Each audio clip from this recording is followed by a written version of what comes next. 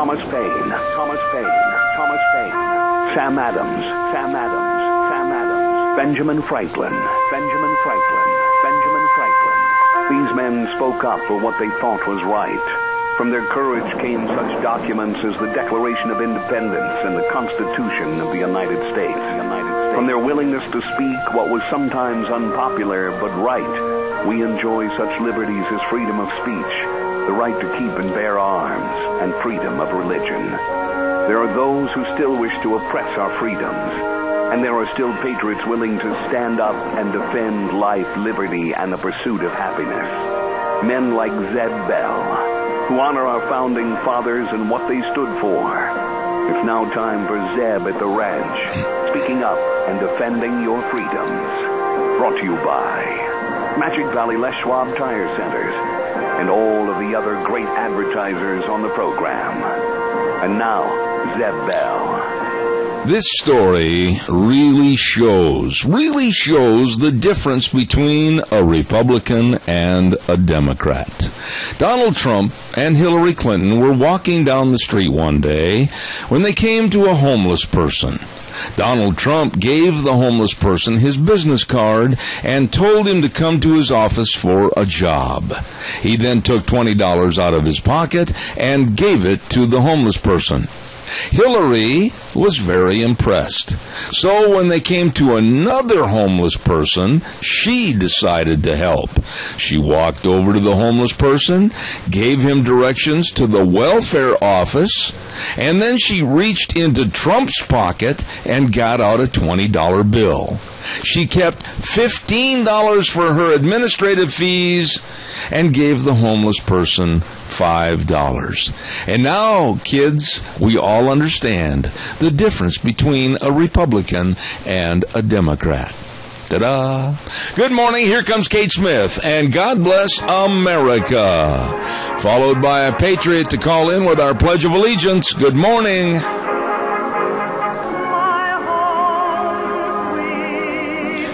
Oh, good morning. Welcome to Zeb at the Ranch. I'm Zeb Bell with our major sponsor, your Magic Valley Les Schwab Tire Centers. All 7 locations serving you, along with our wonderful friends like Ramsey Heating and Electric at 2600 Overland Avenue in Burley, and our friends at Valleywide Home and Ranch, 910 South Oneida in Rupert. Everything for the farm, the home, and the ranch.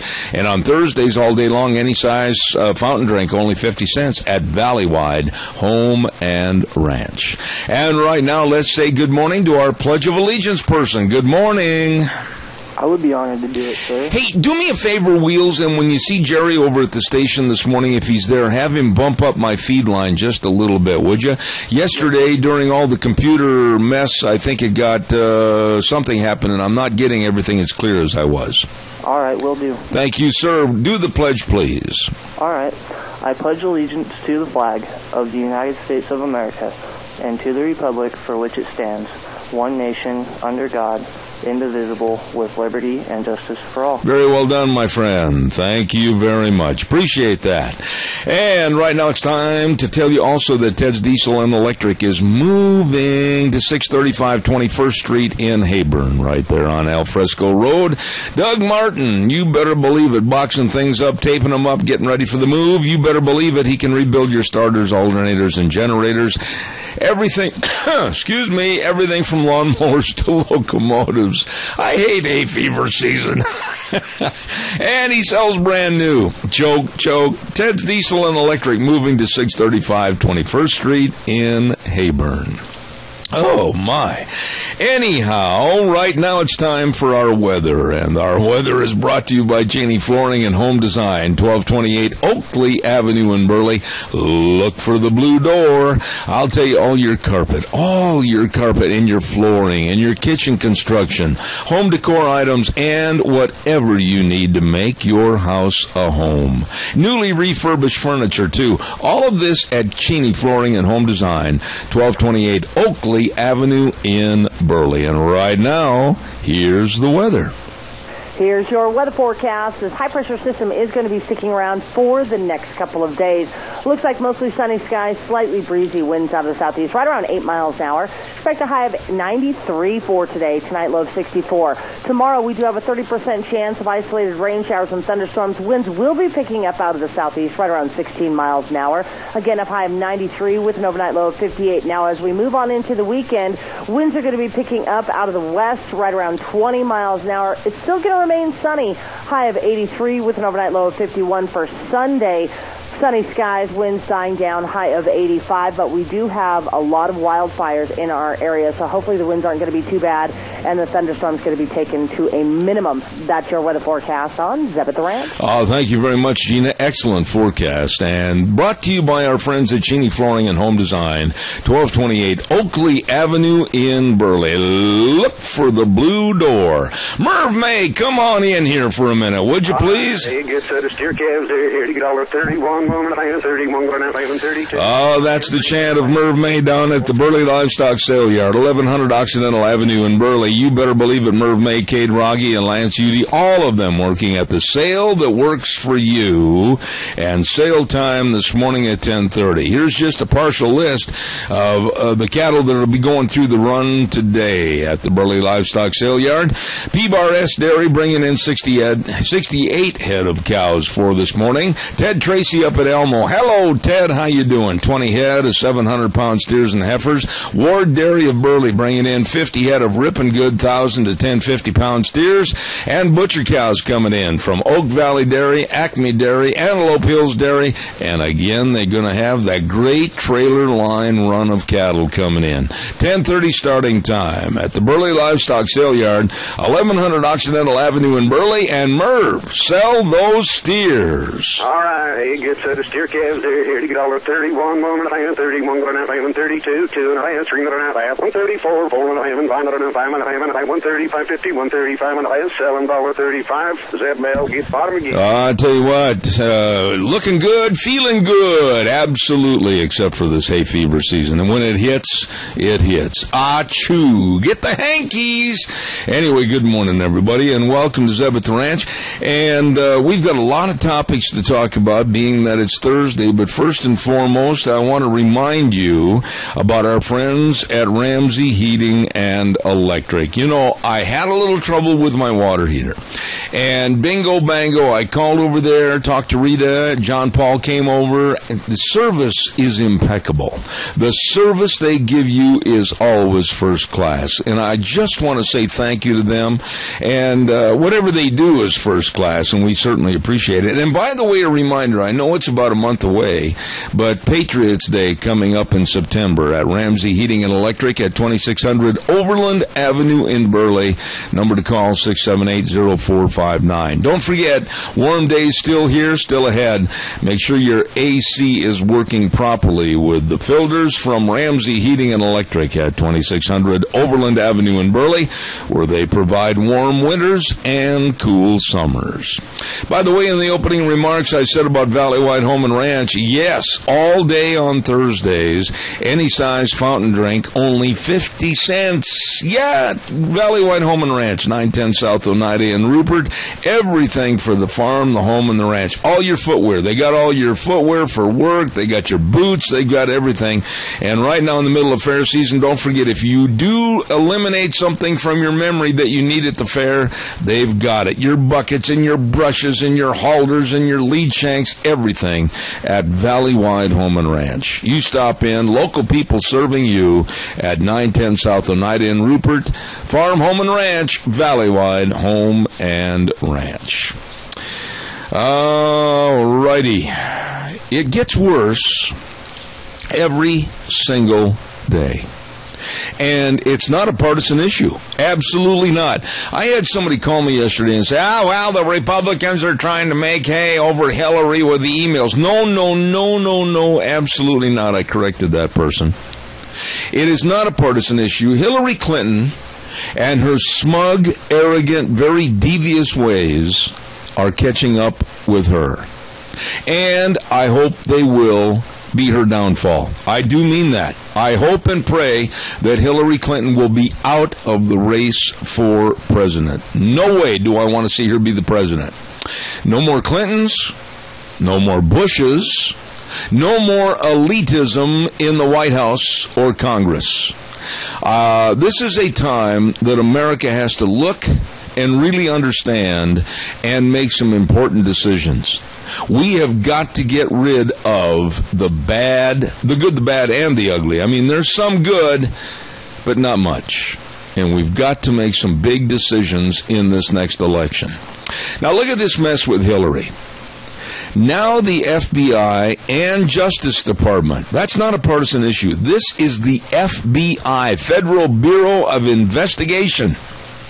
And the Justice Department are saying someone took off the labeling. Now listen, this is absolutely felonious. Someone took off the labeling of the emails from her server on her emails that listed what the papers were. Top secret, classified, for your eyes only, or whatever the case might be. And someone took that off. Whether they took a pair of shears and cut it off or used whiteout, it doesn't make any difference. And why did they do this? And by whom was it ordered? Do your own thinking on that. It's a felony for the alterations. It's a felony for hiding those documents.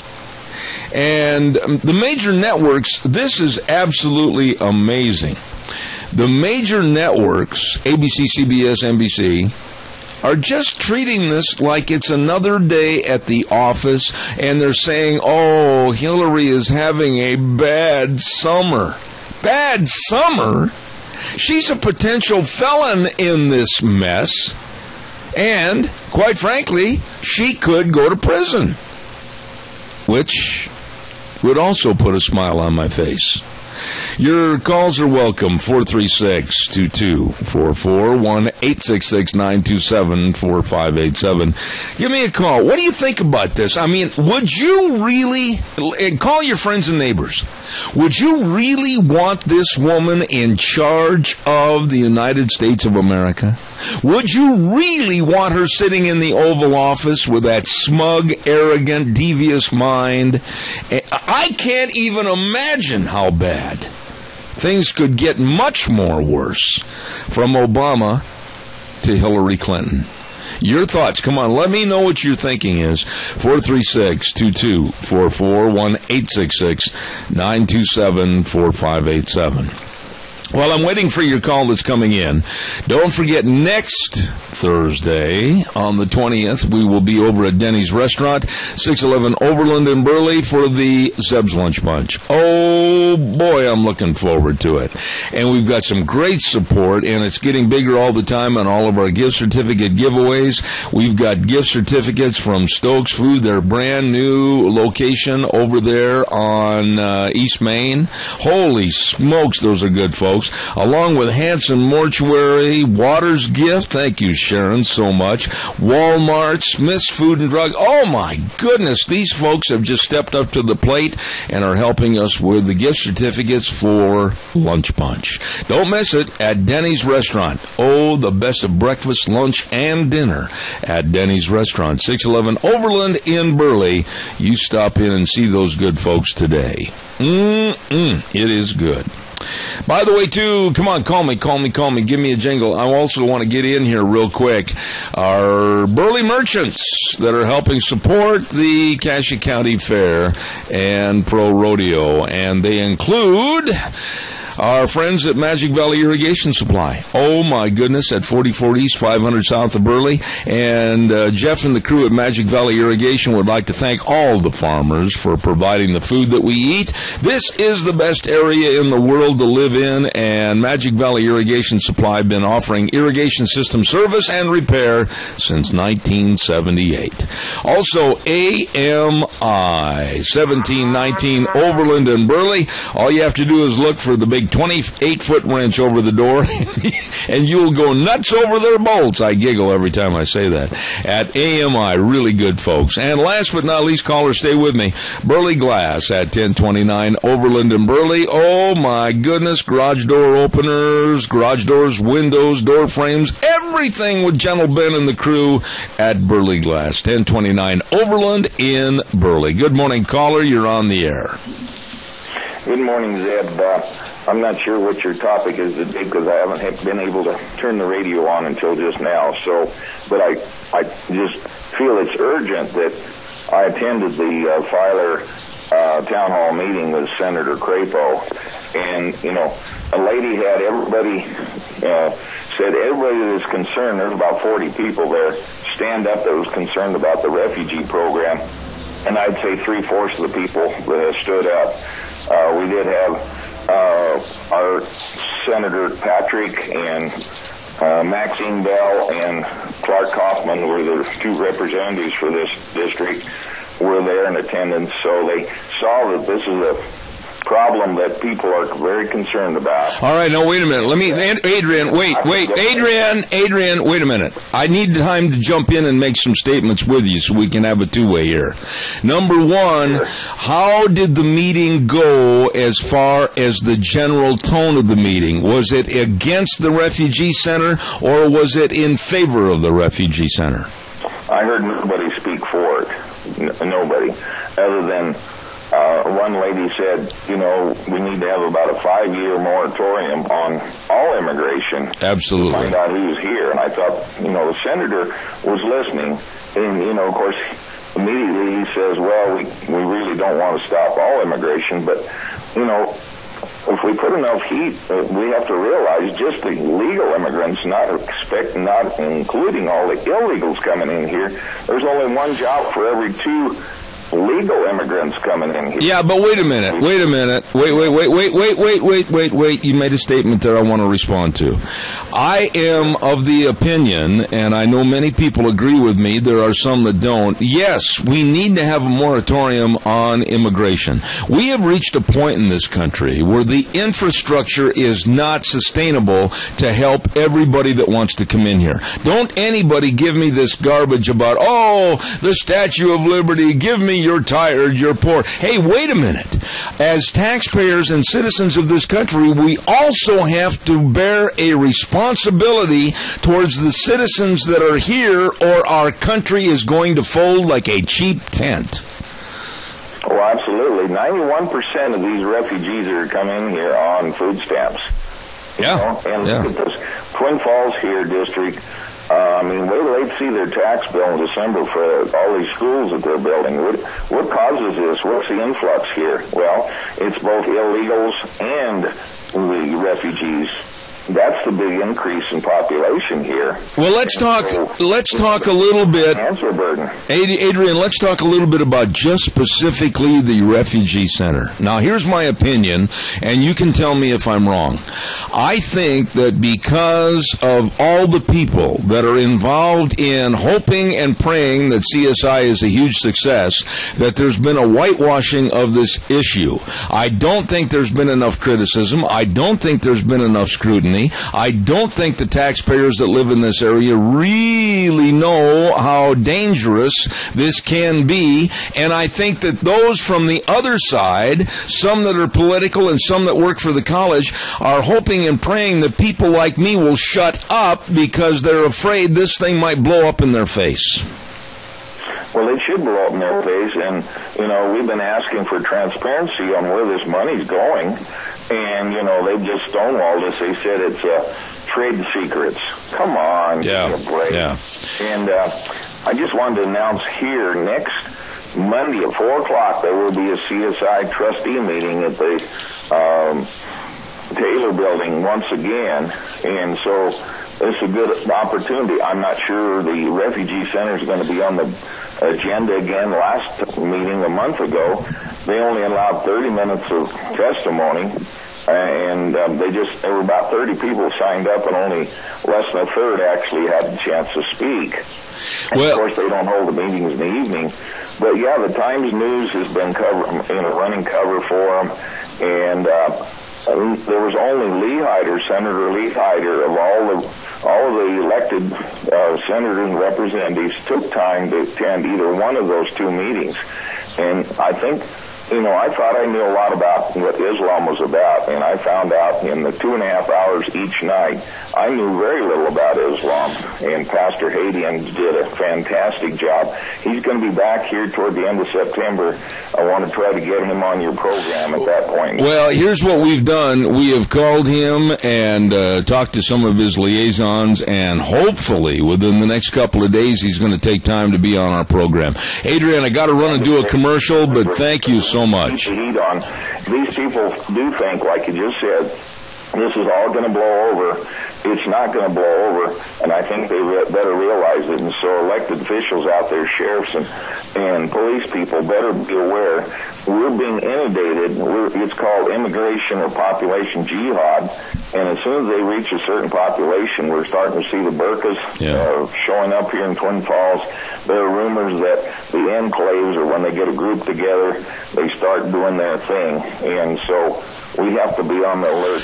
This is a dangerous situation. I've got to run. I've got to run, Adrian. I got to do a commercial break, but I do appreciate your call. And thank you very much. You bet. God bless. Thank you very much. Hey, don't forget, Minnecash sales. I'm under a tight time frame on Thursdays, and I don't mean to sound rude, but calls are welcome in 436-2244, but I've got tight time constraints to get everything in. Minnecash sales, 1321 East Main Street in Burley, right across from the airport. Oh, they've got all your remodeling needs, whether you need lumber or shingles or whether you need brand new windows. My goodness sakes, along with all the Tartar Farm and Ranch gates and panels, they've got it all for you. Zach is a good old boy. I mean, look up in the dictionary, good old boys, and you'll see his picture.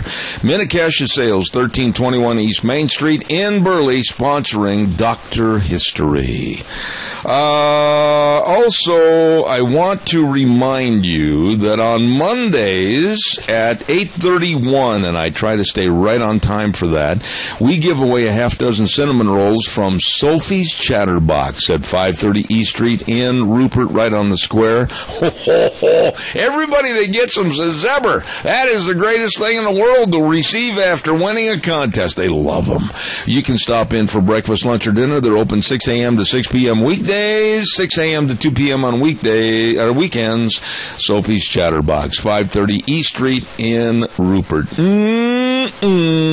Good. All right, give me a call. 436-2244, 1-866-927-4587.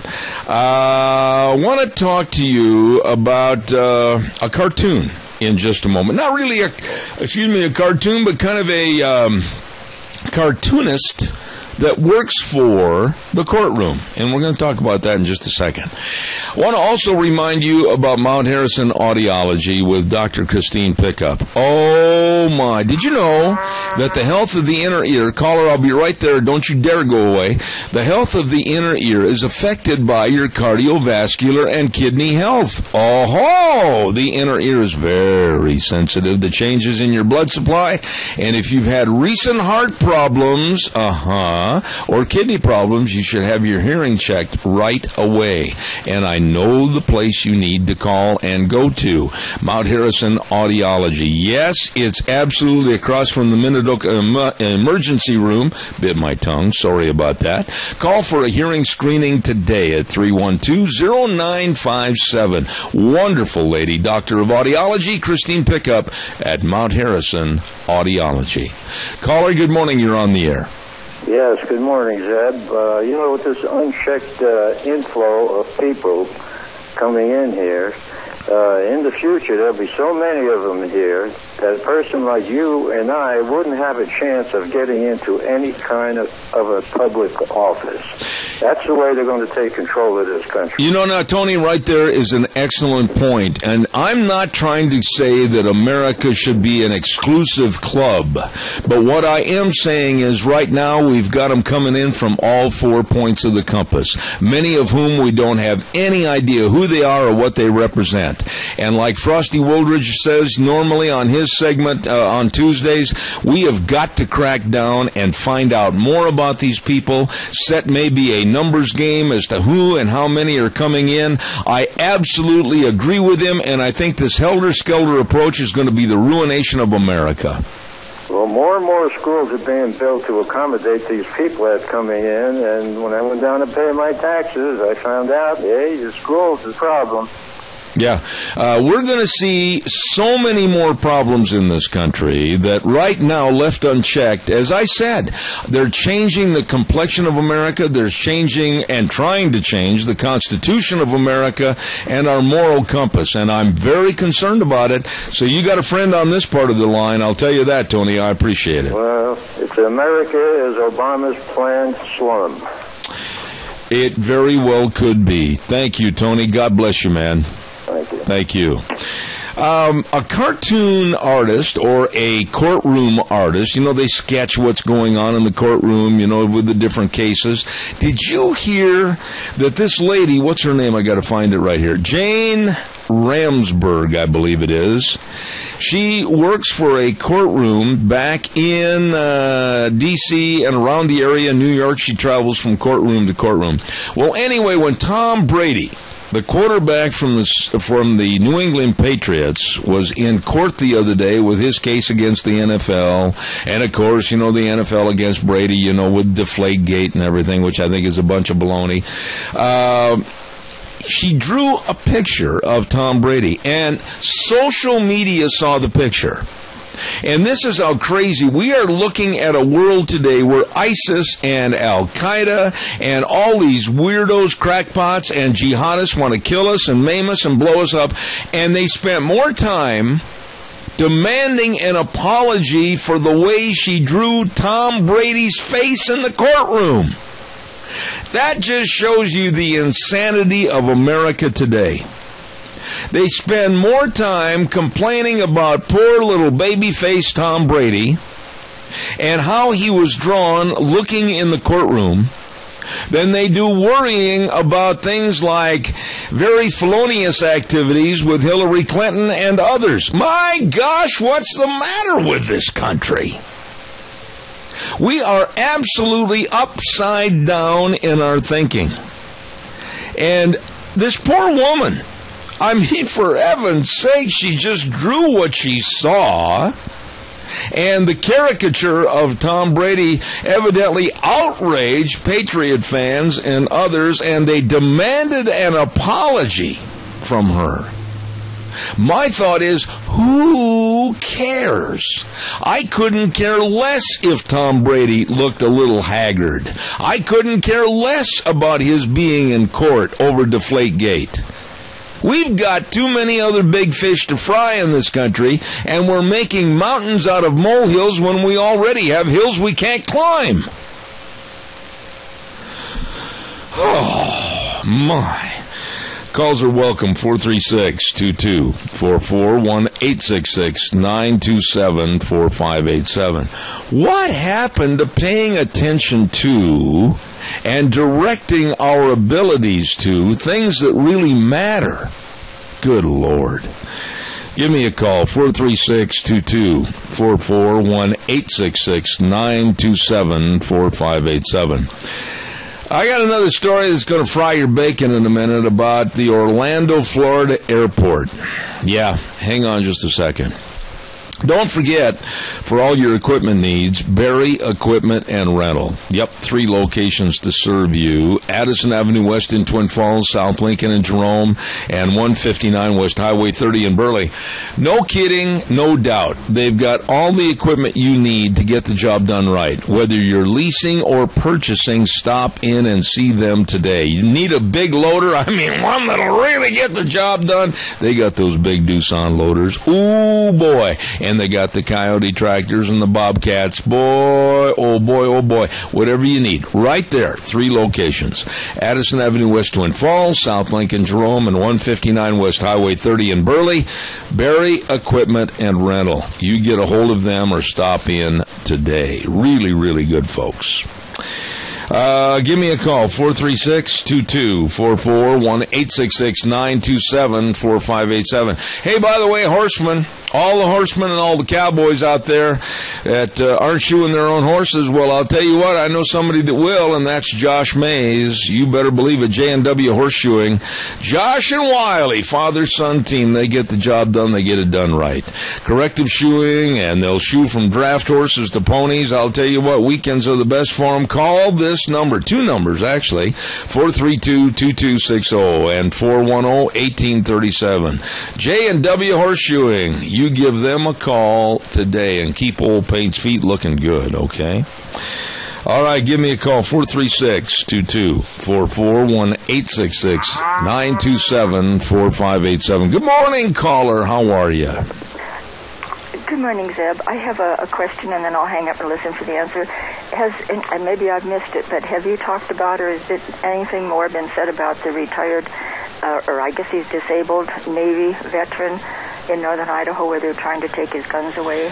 Yeah, I talked a little bit about this the other day, Adrian, and I'm going to be doing more on the Social Security gun grab, and we're going to be talking about it next week some more, too. Okay, thank you very much. All right, thank you.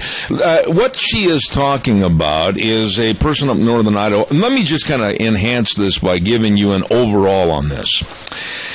The Obama administration is looking for, and I'm just going to be very blunt about this, they're looking for any avenue that they can get to go and try to take our guns away and our ammunition away. Bar none. And I don't give a doggone if there's a Democrat out there that disputes that. They're wrong. I'm right.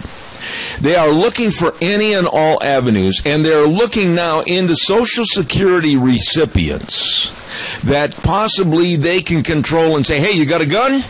Well, we might hold up on your Social Security check until you turn them in or get rid of them.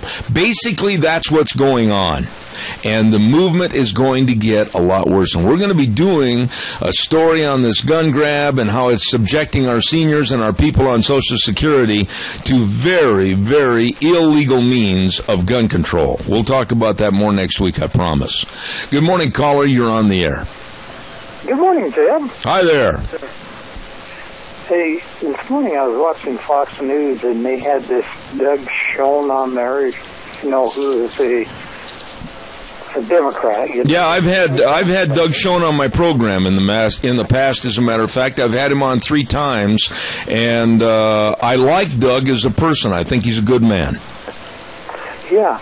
Well, here's what it was all about. They were talking about Carly Fiorina, and he says that Carly will stay in there until the primary anyway, because this is their weapon. This is the Republicans' weapon against war on women. And I got to thinking about that, and I'm thinking, yeah, that's probably right. But, if Trump gets to mouthing off too much to her, she ought to put him in his place. Well, there's no doubt about it that Donald Trump has got to temper his words and responses about women. But let me just back up. I take issue with one thing you said because I don't believe in it. I've never believed in it. There is no such thing anywhere in the United States as a war on women. I find that a disgusting terminology. When you think of war, you think of death, you think of shootings, you think of bombings, you think of carnage. Get off of that subject, America, because there is no such thing as a war on women. It's a very poor choice that was designed by the Democrats to denigrate the Republicans, and I'm fed up with it. Me too. Because years ago it used to be that women were supposed to be treated to be frail and, had to have help and everything. And we just kind of kept them pressed down to where they really couldn't say much. And now they've finally spoken out, and I'll tell you what, there's some really, really sharp women. Well, there is, but there's no war on women. That term war, I'm sorry, Keith, I don't mean to sound like I'm chewing on you, but I'm not. I'm chewing on the subject matter. War is absolutely a heinous term. War means, like I said, death and all kinds of carnage and absolute destruction. There's no war on women. Get over that, Democrats, and start wising up and shaping up. let's think back of World War II. We probably wouldn't have won the war without women. Amen. Well, we wouldn't be a lot of things without our gals in our society. Keith, God bless you. Good topic. Thank you. I appreciate it. Thank you. Thank you. All right. Have a good day. I started to tell you a few moments ago, and this ought to curdle your milk. It made me mad. Just so you know, the Orlando, Florida airport is building a $250,000 Muslim prayer room. Yeah. They're going to call it a reflection room. Now, Muslims say that it's much better than praying in the bathroom. And here's the kicker. They're putting this prayer room for the Muslims up front at $250,000. And then at the bottom of the story it says the airport may build an interdenominational chapel in the future. Aha. Gee, how comforting. Good morning, caller. You're on the air. Yeah, these, when we have this refugee center, we're bringing these people in, and we're literally, in some cases, in lots of cases, we just don't know what they are or what they will become. That's right. And what they're, they always, hey, when you first go to somebody's house or you go on a date with a girl, you're on your best behavior, aren't you? Yeah, I have been. Goes on. Things change. In this case, they're just waiting for these fat and sassy Americans to be lax, and then they're going to come in. And did you hear about how they were going to hack into the gas pumps and try to create an explosion? And I don't even know the whole story. Hold it. Stop right there. Randy, just a minute. You just really brought something up interesting. I don't understand why a group of people, and I'm lumping them all together, whether they're Al-Qaeda, whether they're ISIS, or whether they're Muslim jihadists or whatever. Think about this. Well, they're refugees. Oh, I know, but they're tied to Islam and they're tied to terror. What kind of a life, what kind of a waste of life is it to get up in the morning and plan all day long on ways of killing, maiming, destroying, and bombing? This is so sick. These are nothing more than vermin that need to be wiped off the face of the whole earth. Well, okay. What being, wherever he exists, his whole life is to antagonize and disrupt. That's all he lives for. And his name is Lucifer. Okay? So, Islam is a religion of peace. Uh-huh. Well, if you are actively pursuing your religion, if you're dedicated to it, a disciple of your religion, and you're a Muslim, it's not. Well, okay, wait. Well, let me read something to you real quick.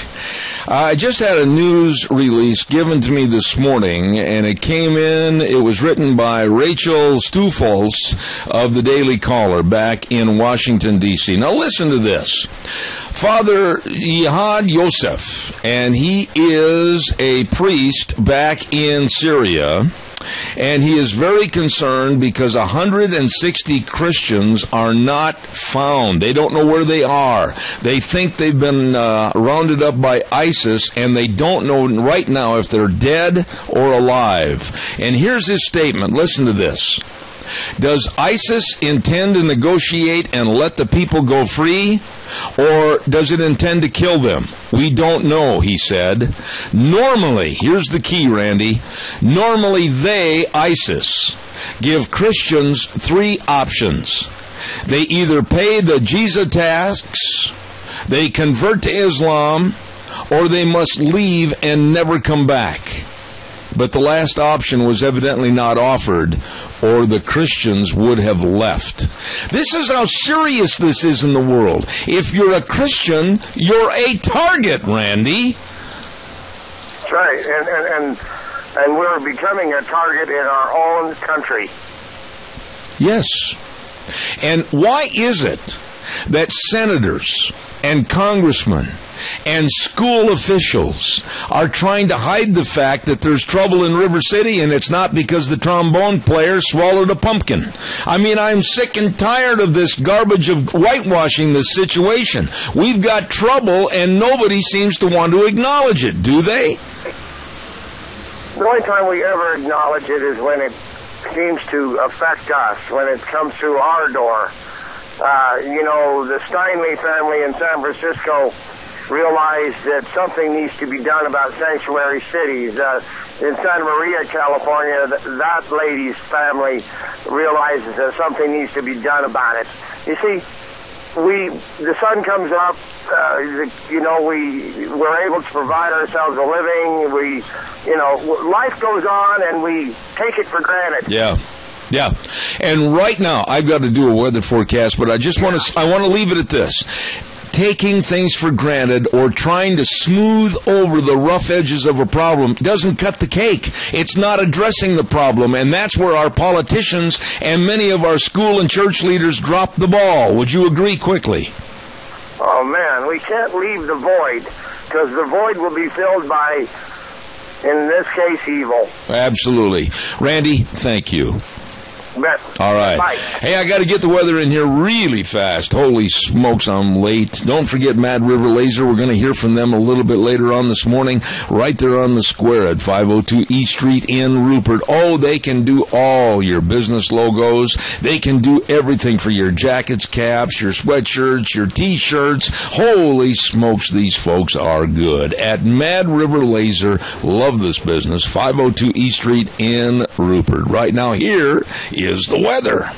Here's your weather forecast. This high-pressure system is going to be sticking around for the next couple of days. Looks like mostly sunny skies, slightly breezy winds out of the southeast, right around 8 miles an hour. Expect a high of 93 for today. Tonight, low of 64. Tomorrow, we do have a 30% chance of isolated rain showers and thunderstorms. Winds will be picking up out of the southeast, right around 16 miles an hour. Again, a high of 93 with an overnight low of 58. Now, as we move on into the weekend, winds are going to be picking up out of the west, right around 20 miles an hour. It's still going to remain sunny, high of 83 with an overnight low of 51 for Sunday.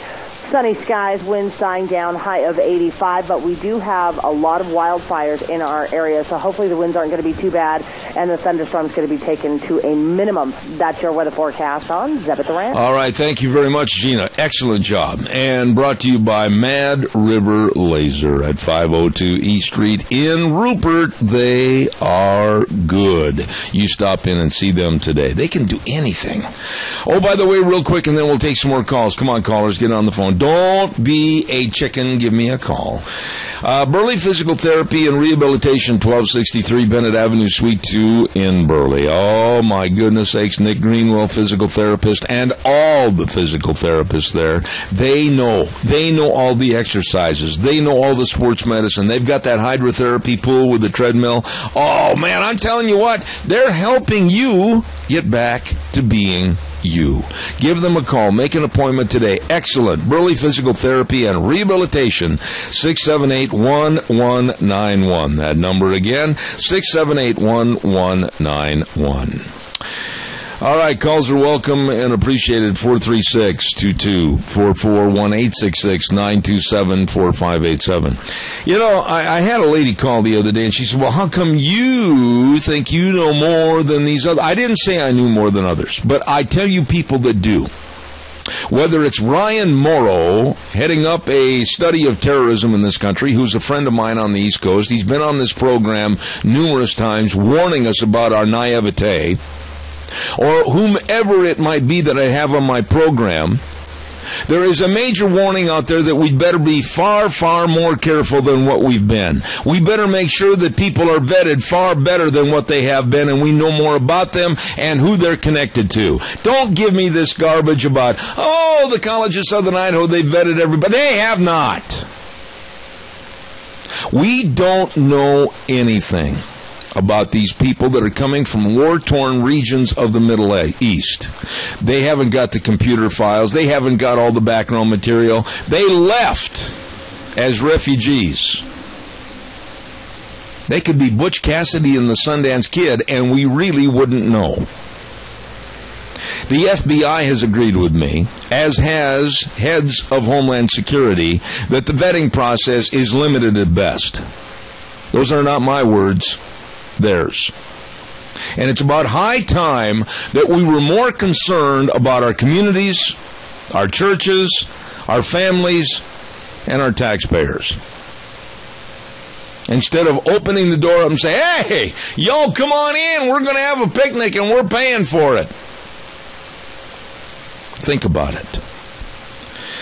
Calls are welcome, 436-2244, 1-866-927-4587. Cassia County Fair and Rodeo starting actually on Saturday night, this Saturday, with Dan and Shay in concert right there at the fairgrounds. Concert starts at 8 p.m. And don't forget, if they still have tickets available, you better get some, 678-9150. And then next week, all week, Cassia County Fair and Rodeo, Thursday, Friday, Saturday, the big PRCA Rodeo. Woo, baby! All the exhibits, all the 4-H and FFA, it is going to be another ripping good fair for the Cassia County Fair and Rodeo at the Cassia County Fairgrounds. Don't you miss it, okay? Your turn, give me a call, 436-2244, 1-866-927-4587. Did you hear what Miss Pennsylvania did? A former Miss Pennsylvania, a beauty queen. I mean, this has happened, a version of this same story has happened right here in the Magic Valley not too long ago. I remember about reading it in the paper. But this beauty queen, a former Miss Pennsylvania, evidently she fell on some hard times financially. So what does she do? She fakes having cancer. What an absolutely despicable thing to do. She faked having cancer and had a whole bunch of money raised for her, to her. It was a scam. It was a fake. She's a fraud and a phony. And how absolutely despicable for her to do this and have it tarnish what other people might want to do to help others that do have that dreaded disease or any problem. Heart disease, cancer, kidney problems, whatever. All that does is just taint, tarnish, and diminish the aid and assistance of good Christian people that are trying to help. How low can a person be? And whatever they do to her criminally, it's not enough. As was the case that happened here in Magic Valley. Man, don't just slap their fingers. Slap them behind bars. I hope they're really, really tough on her for what she did to bilk people out of their money and line her own pockets in a scam. How disgusting. Ah, boy. I'm worked up this morning. Look out. Don't saddle the horse. Hey, here we go. Don't forget, I'll be right with you, caller. Stand by. All 7 of your Magic Valley Les Schwab Tire Centers serving you with the best in tires. I mean that. The best in tires for your cars, pickup, SUV, horse trailer heading down the road, boat trailers, whatever. They've got all the tires for your driving needs. Yes. And along with that, the best in brake service. Oh, do they know brakes? Absolutely. And, of course, front-end alignment, shocks and struts, batteries. These folks at your Magic Valley Les Schwab Tire Centers, they are good. Service is reigning supreme.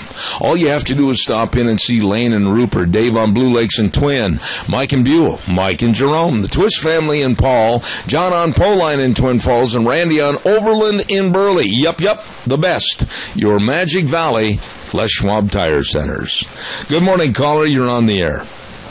Morning, Zeb. How are you? I'm mad. Oh, I'm with you. I was just listening to you talk about the former Miss Pennsylvania, I think you said. Yeah. And it's a sick thing, but, you know, you also got to look at the other side of this is going to put people up in an uproar, and I hope they go after her criminally. But on the other side, you take people that are doing the same thing with assistance programs through our government that are defrauding the taxpayers in our government and faking disabilities to get free handouts. I really don't see any difference between what she did and what people are doing. I think it all should be criminal, not just you're not allowed to apply for government assistance months when you get caught doing it. Amen. Amen. I'll shout it from the rooftops. You're absolutely right. The cases... absolutely no difference. No, there's not. And the cases of disability have skyrocketed in the last couple of years. Oh, I've got a hangnail. I need government assistance. You know what? I am so bitter against frauds and phonies that are getting money on welfare programs, disability programs, whatever. I think they should be scrutinized by each and every doctor, every medical facility, and if they're lying, throw the bums out of the front door of the office. I am sick and tired as a taxpayer that's worked all my life, and as you well know, I'm not exactly a great physical specimen on my crutches. I've worked all my life hard for what I've got, and I expect others to do the same. Well, I agree with you, and it's frustrating when I've got to live by a budget. I can't just go get what I want, and I'm counting my nickels and pennies and stuff like that to make it to the end of the month of payday, but yet I see somebody come through that is very vibrant, very healthy, walking around with a little card and has two baskets full of nonsense. Yeah, I hate when regular people are trying to budget and make their way through. I hate to cut you off, my dear friend, but I've got to run to the news. This is a topic where you could absolutely start a match and build a fire, because this makes me mad. I agree with you. Thank you for your call. I do appreciate it. I got to run to the news, which is an oxymoron, me run, but we're going to kind of lope at a slow lope, and we're going to hear CBS next, and then I'll be back in about 6 minutes. Don't go away. Zeb at the Ranch on a Thursday. Have a good day.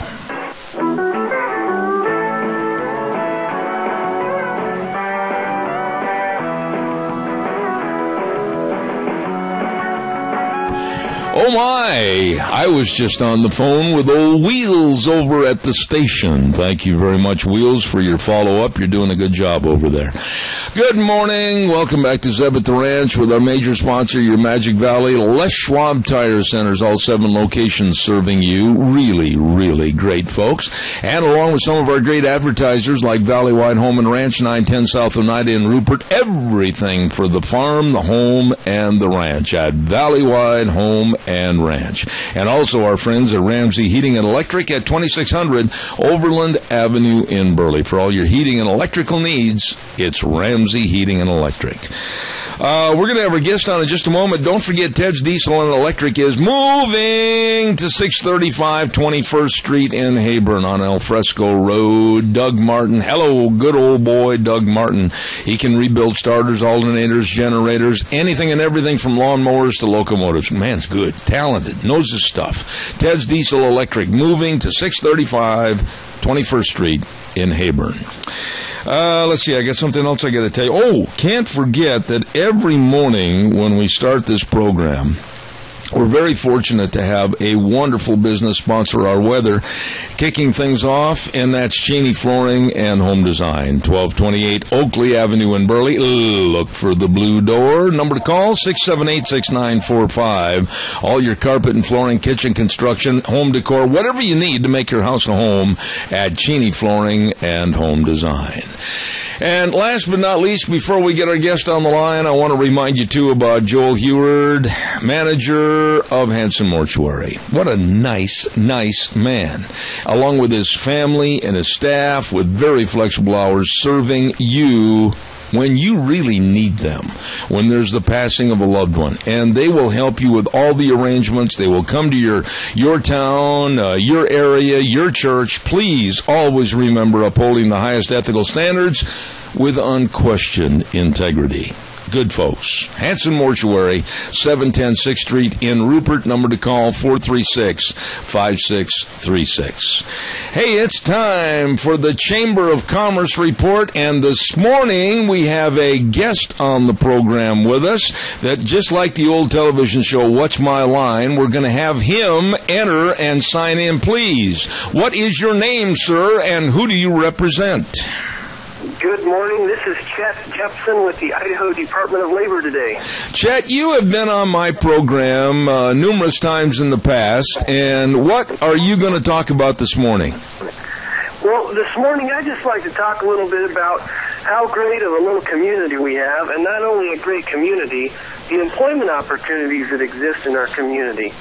I tell you, we get a lot of rap that there's nothing here for jobs, there's nothing here for people to do, but I'm here to tell you I beg to differ. Because there are jobs, there's great things happening, and we live in a great valley right now. You know, I could not agree with you more. I am sick and tired of this. It's the same old. There's nothing to do. There's no jobs available. You know something, Chet? I am so fed up with people living in their own little living rooms, not sticking a toe outside the front door, and really understanding what options are available. Well, you know, let me talk just for a minute about some different options that are available. First, I want to start off. We are now we're still an ag predominant community, but because of the ag predominance, we've also diversified. So you take, for example, companies like Pacific Ethanol, Packaging Specialties, PCA, formerly known as Boise Cascade. All of these companies are diversification companies that bring in new jobs, high-paying jobs for individuals and people within our communities. We still have the ag predominance, and we still have the food processing, manufacturing, such as the High Desert Mill, Gosner Foods, Amalgamated Sugar, McCain Foods. And, you know, it used to be that these jobs were dirty jobs and that, I'm just going to go be a factory worker seemed to be the low end of the deal. But I'm here to tell you that these jobs are not low-skilled jobs anymore. If you want to work in a factory, you've got to have skills, you've got to have abilities, and you've got to be able to follow FDA and all the other regulations. So you've got to have some sense about you, and also know that it's not a dirty job anymore. They're high-paying, high-skilled, and good, clean jobs. You know, Chet, how do you go about, and we've got about a minute and a half left here, but how do you go about getting the word to people so that they know what's really going on? I mean, there's so many misconceptions. There's so many people that I think, and I'm just going to say it the way it is, are too lazy to really develop and explore the options. How do you get the word out? Well, you know, one of the things that we're trying to focus on as far as the Chamber and also as the Department of Labor is we're trying to get into the school systems and get out there in the public and let them know that, you know, we've got great opportunities available. There are jobs available here. You know, the kids that are going to school, go get an education. Get yourself a technical certificate, get a bachelor's degree, get any kind of degree, but then come back home because we need you here to fill these jobs. Within the next 5 to 10 years, we have a 30% retirement rate coming up in all of our industries in the next 5 to 10 years. So we need these kids to go out and get educated. We need them to understand that there are good jobs here and that it's a good livelihood here. All right. Well, get educated, but get back here and get to work. Well, let me ask you one quick question here, and we'll wrap things up. I have said for a long time on my program, and if you disagree with me, fine. I've got broad shoulders, but I've said for a long time we've preached college way too much because we've got a lot of people that are nothing more than professional students when we should have been preaching and teaching the trade schools to many people. There's nothing wrong with being an electrician, a plumber, whatever. Would you agree? You know, some of these electricians, some of our plumbers, and even some of our welders are making better livings than some of our school teachers and educators. They're getting better payroll, they're getting better paychecks, plus they're also getting benefits that are similar to what the educators get right now. So I'm here to tell you that the trades are just as valuable and just as important as going on and becoming a professional student. All right, who do they call, Chad? What's the number? Where do they go? They can contact us here at the Idaho Department of Labor. Our number is 678-5518. We are here Monday through Friday from 8 to 5, or you can also visit us online now at labor.idaho.gov. Hey, you did a doggone good job. Now, you call me, and I want to do another segment away from the Chamber segment and get you on the program. So you call me and let me know when your time's available. I will do that. All right, sir. Thanks. Have a good day. God bless. Thank you so much. Thank you. All right. Interesting format right there, and I appreciate that with Chet Jepson of the Idaho Department of Labor. Thank you very much. Holy smokes, I got to pay some bills, and then we're going to have Don Gill on from the Gooding County Fair and Rodeo. Don't forget Cameron and Siemens Insurance, Highway 24 in Rupert. When you think about life insurance, health insurance, retirement planning, employee benefits, yep, you better think about these guys. They are good. Very, very accessible and devoted to serving you. And all you have to do is just pick up that telephone, dial the number 436-4424. Hey, I want an appointment to discuss my future. They will help. Cameron and Siemens Insurance, Highway 24 in Rupert. You take the initiative and give them a call today. Let's go to the phone line real quick, and I believe we have our next guest ready to go. Don Gill, manager of the Gooding County Fair and Rodeo. Are you there, sir? Yeah, Zeb, how are you? Well, if I was any better, the wrong fat man be wearing my clothes. How are you? Yeah, I know what you're talking about. Don, doggone it, I got to give you a slap on the back. You have done one great job over at Gooding County in the managerial position of running that fair. Why? What makes you so different to put this fair back on the map as one of the best doggone fair and rodeos in the state and the Northwest? Well, Zeb, it's not just me. It's the whole community of Gooding, and I've been blessed with a community that really appreciates rodeo cowboys, and through the years it's shown. Now, what makes the rodeo so much better than most? I mean, I can't believe the interest. I know your tickets probably right now are all sold out for next week. What makes your rodeo so good? 100 tickets left. What's that? So. Repeat that again, Don. We had a little delay there. Go ahead. I think there's about 100 tickets, reserved tickets left. We still have 300 to 400 general admission tickets that we'll sell each night at the gate. But yeah, we're close to being sold out. So. Okay, but what makes the rodeo so good? What makes it so unique? There's a lot of rodeos all over the country, and I know this because of the business I've been in for the last 45 years, that are struggling to put butts in the seats. How come you're not having that problem? A lot of it's kind of just happened by accident. Gooding's got a perfect-sized arena. Every seat's a good seat, and you feel like you're part of the action. And several years ago, we kind of broke the mold and didn't hire just a single contractor. This year, we'll have 3 different rough stock contractors, and I pay 5 different contractors to bring stock to Gooding.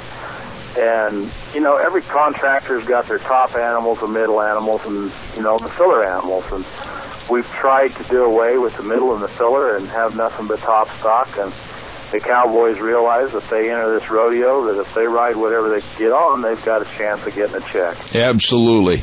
Now, Don, give us a quick overview in the time that we have this morning as to when and where everything's going to take place at the Gooding County Fair. Actually, you're going to kick off next Wednesday. Isn't that the main kickoff day? Yeah, it's the main kickoff. We have 4-H stuff going on from actually this weekend on with the horse 4-H show. And Wednesday actually kicks off the main meat of the fair, I guess we could call it, with we have the parade down Main Street at 7 p.m.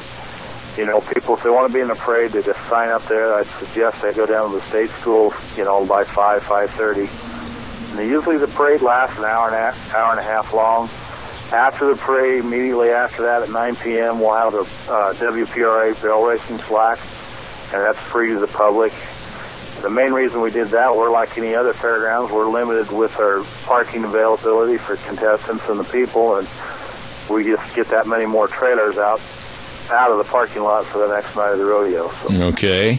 And also going on Wednesday, while the barrel racing slack's going on, they'll have dollar ride nights with the Brown Amusement Carnival. You can bring your kids down here and they can ride for $1 per ride. And the Sidetrack Bar, which is just across the street, or the railroad tracks from the fairgrounds, they have a street dance every year. I think Dirty Johnny's playing this year, and that's all free to the public. Well, I'm really... get into the meat of the rodeo on Thursday, the rest of the slack Thursday night. Each night after the rodeo, the Garage Boys from Las Vegas They played here last year. They can play everything from country to old-time rock and roll, and they're great entertainers. They play every night. As soon as the road is over with, they'll crank up over at Shoot 7. Okay. And that's also free to the public. Now, also on... And Saturday, I believe it's 12, is the Old Timers Reunion. This year they're inducting, I think, 15 different people. That's right. That's right. I think you have to call ahead to get your dinner tickets, your luncheon for that. And we finish off with rodeo on Saturday night. Absolutely. I want to go back and just say that Idaho Rodeo Hall of Fame luncheon, and we've been carrying ads about that, numbers to call for tickets, etc. But all of this, all of these different things we've talked about really enhance the people wanting to go to the Gooding County Fair and rodeo. And Don, I'll tell you what, I've heard nothing but good things about that Garage Boys band and Shoot 7 after the rodeo. What is it that makes these guys so good? A lot of people are talking about them. Well, they're entertainers. They play down at Las Vegas most of the years. I think they went to Sturgis and played. They're great musicians, but they're also entertainers. Okay. Is there a number that you want people to call over there in Gooding if they have any questions about scheduling or judging or anything else? What's the number they can call and get information? 208-934-4529. All right, well, I want to tell you how much I want to wish you and all the folks over there at a great county fair, the Gooding County Fair and Pro Rodeo. I know you're going to have a super rodeo. I know you've got the best of buck and stock. I know you're going to have the best in cowboys. Don Gill, God bless you, man. I hope it's a great success for this year. Well, thank you, Zeb. We'll see you over here. All right, my friend. Thank you so much. Don Gill, I've known him for a long time. Great family. And he's the manager of the Gooding County Fair and Rodeo and has done an outstanding job over there in Gooding. Really good folks. Hey, by the way, want to remind you, too, about Let's Ride. You better believe it. Oh, man, that is where the fun is sold. Yeah. 270 Highway 24 between Rupert and Burley. You bet they've got all the ATVs. They've got them in all the colors. They've got them in all the shapes and sizes. They've got everything in that showroom. You just got to stop in and say, howdy, I'm here to have fun, because that is where the fun is sold. They've got a super accessory department for what you're going to be needing. They've also got an outstanding service department, too. Something you need fixed, they can take care of it right there at their service department. The best. Let's Ride. 270 Highway 24 between Rupert and Hayburn. Yep, it's true. That is where the fun is sold. Oh, my, let me take a look at my list. I've been going so doggone fast here this morning. I also want to remind you about the Cassia County Fair and Rodeo that's coming up next week. And we've got some of their merchants that we want to highlight, including K&R Rental at 256 South, 600 West of Burley. Oh, my goodness, K&R Rental, locally owned and operated. They've got everything. I don't know how they know what they've got in inventory. Air compressors, backhoes, concrete tools, forklifts, lawn and garden equipment. The list goes on and on. Whatever you need, it's right there at K&R Rental. And that's, of course, 256 South, 600 West in Burley. And Rain for Rent, 134 South, 600 West in Paul. They are the leading provider of liquid handling solutions, from pumps and tanks and filtration to pipe and hoses. They provide everything you need to keep your project on track. And all you have to do is just stop over or give them a call. They are there to serve you and take care of all your liquid management problems.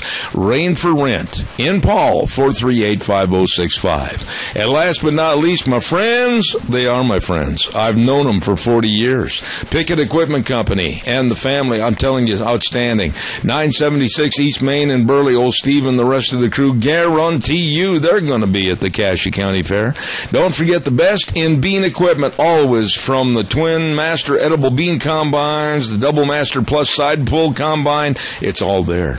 Right there at Pickett Equipment Company, and they sell worldwide. 976 East Main in Burley.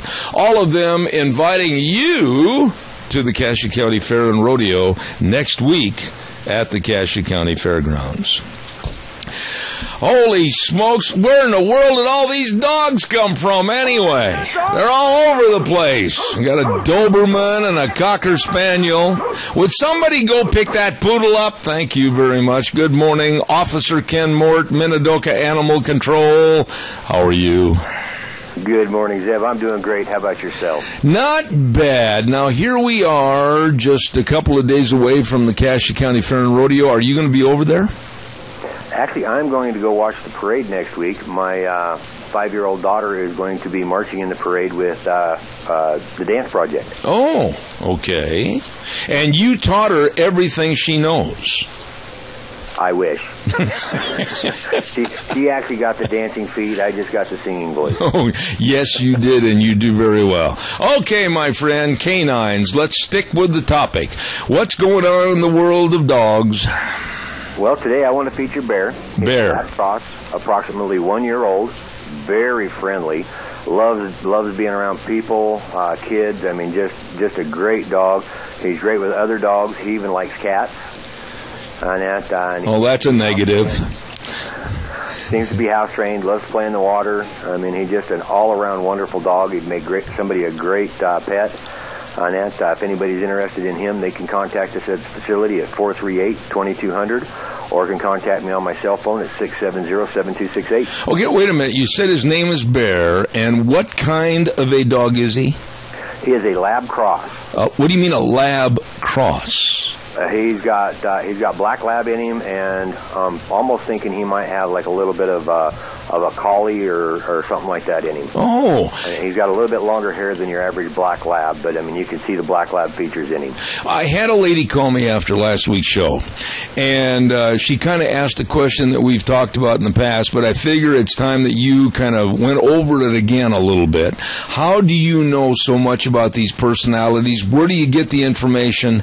Explain that a little bit.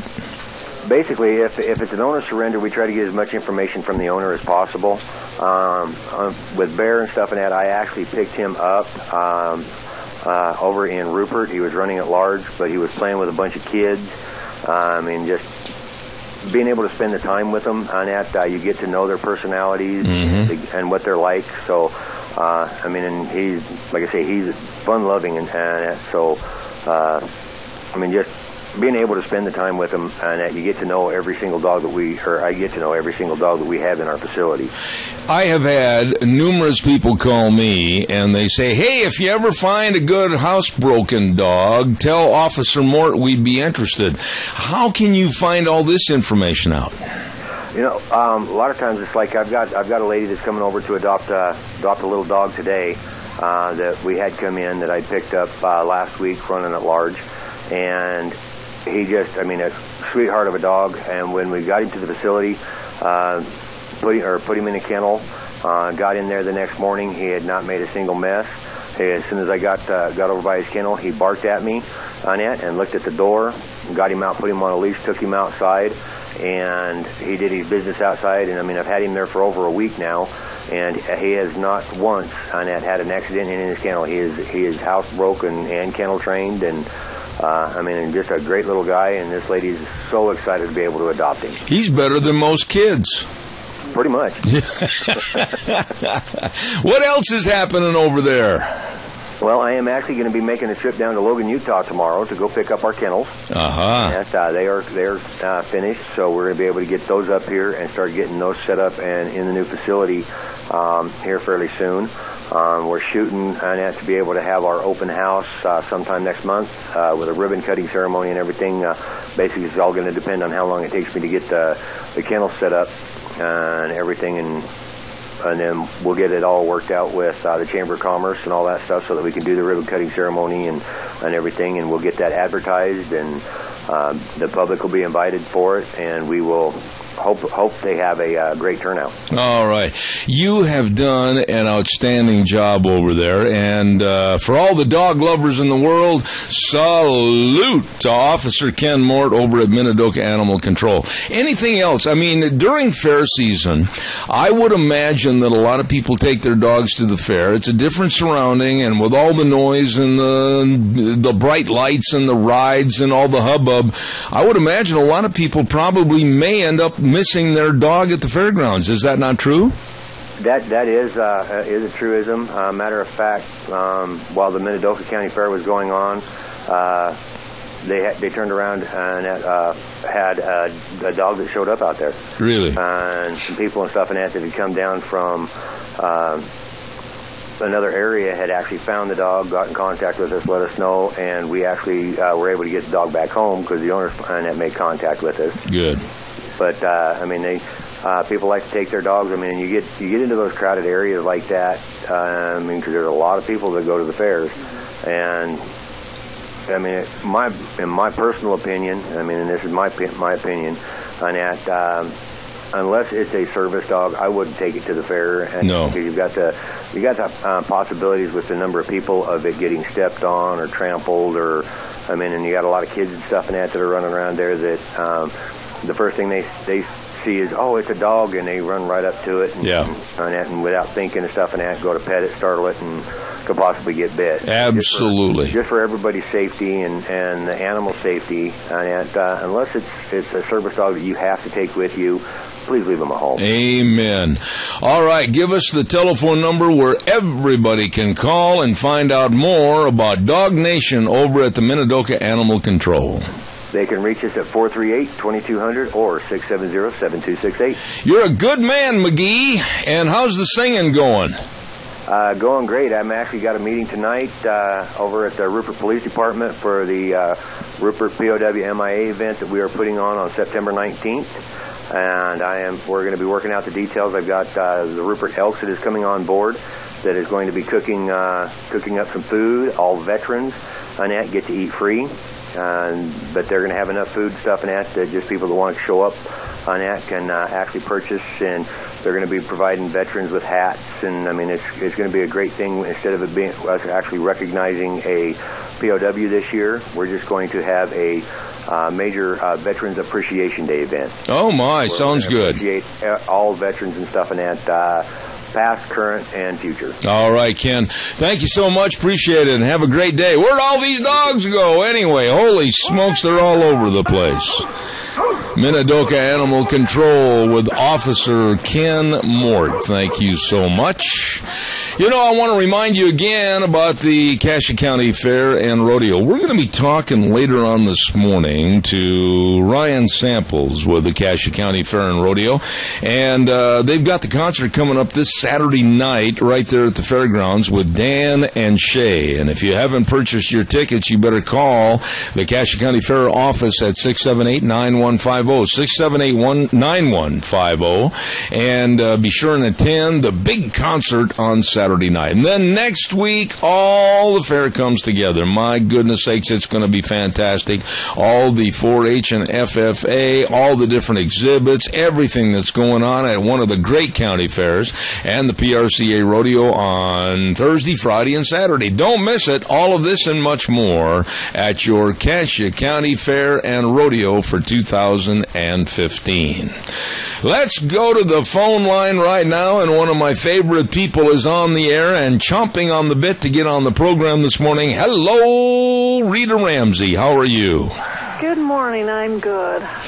Needless to say, we could kind of have a kind of a grab bag of all different ideas and topics to talk about because it's endless. I'll start off with Hillary Clinton. I absolutely am shocked to the timbers that this woman is still even possibly being considered to be a president nominee with all the bad things that are coming out of the woodwork. Please tell me what your thoughts are.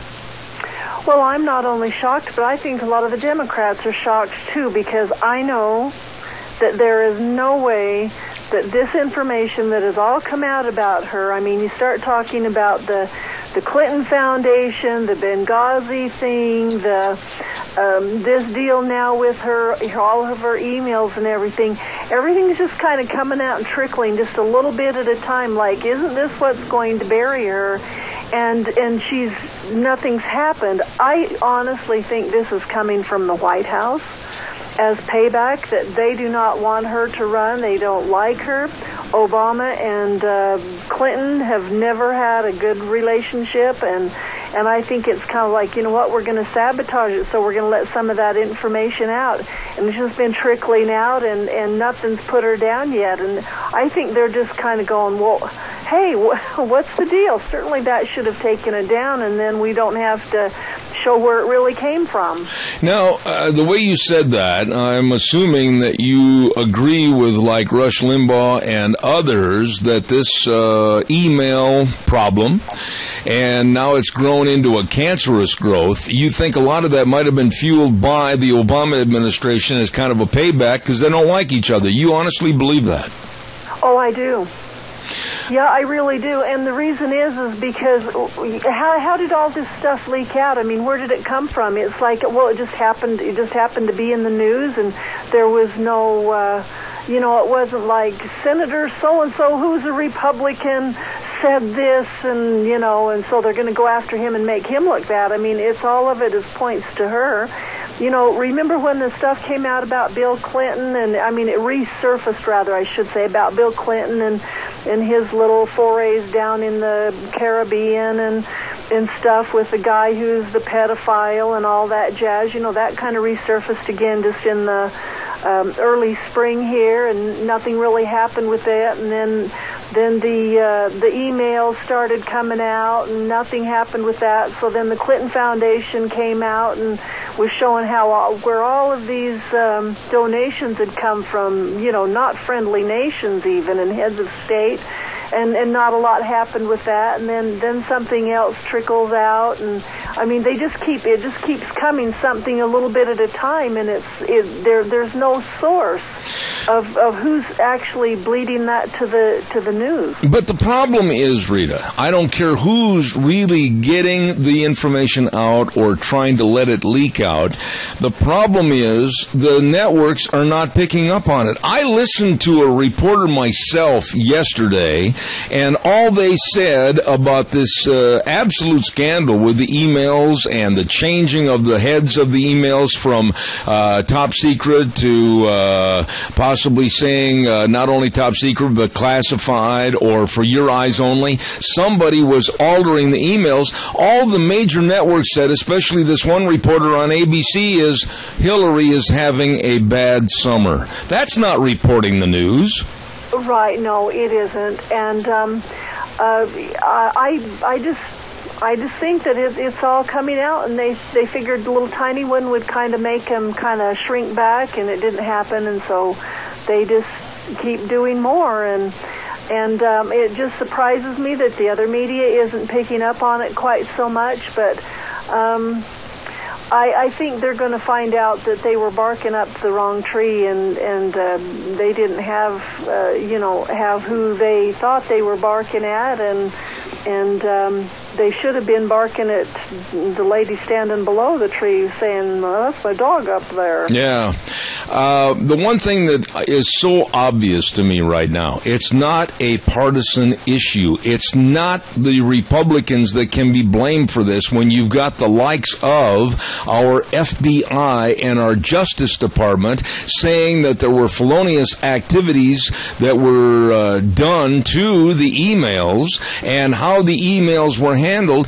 Honestly, as I've talked to people back in Washington, D.C. that know much more about this situation than I do, they are really looking forward to charges being filed, and many of them have said Hillary could end up in the slammer.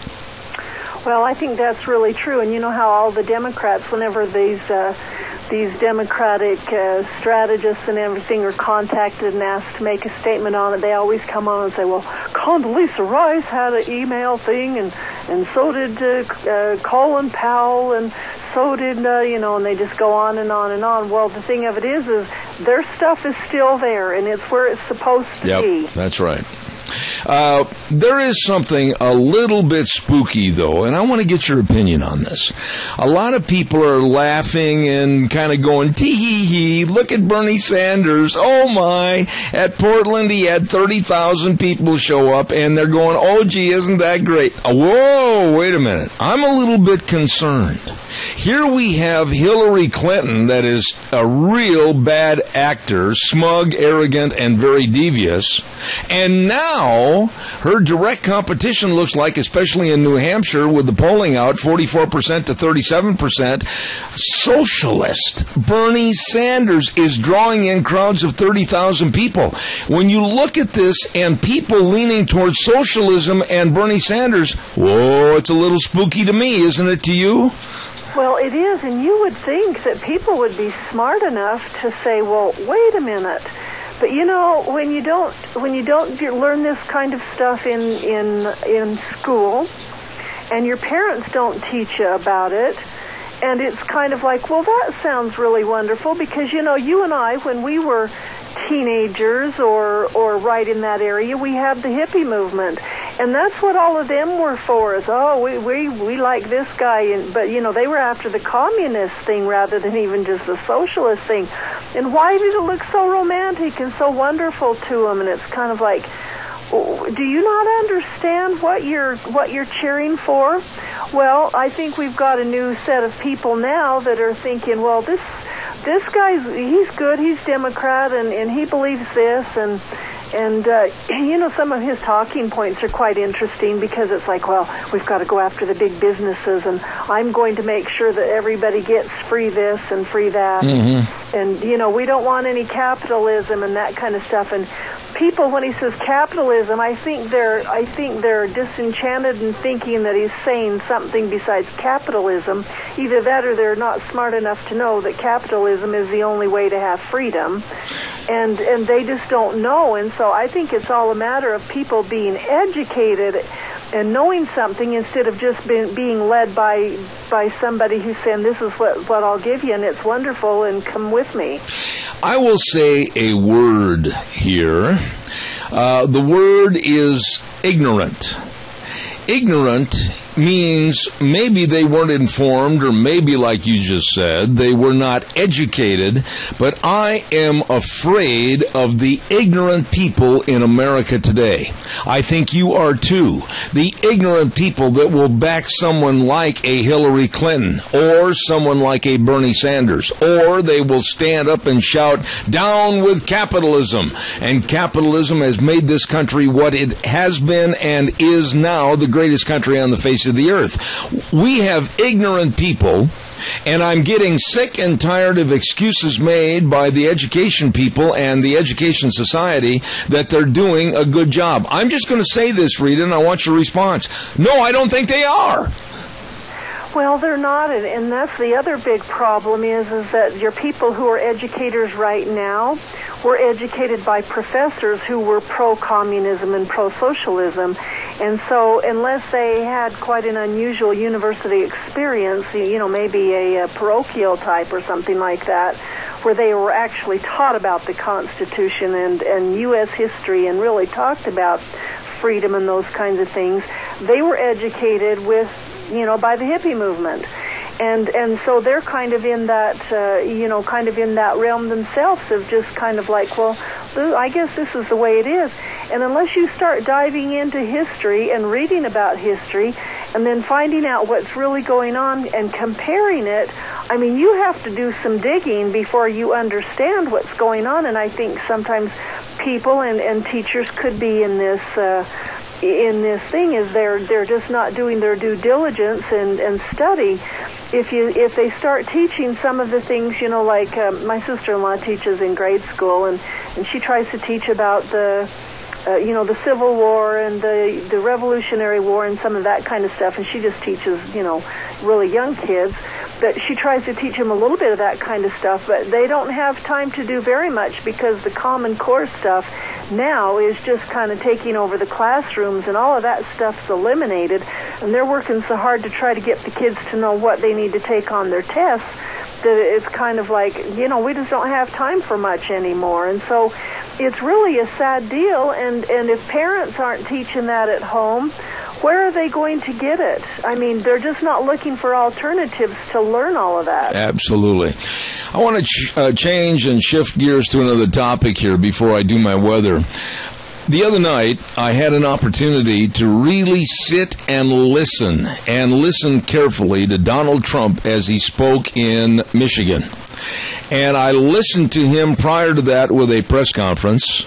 He answered the questions in, I think, a very diligent fashion, much the way he should have been asked questions and answered questions during that supposed Fox News debate.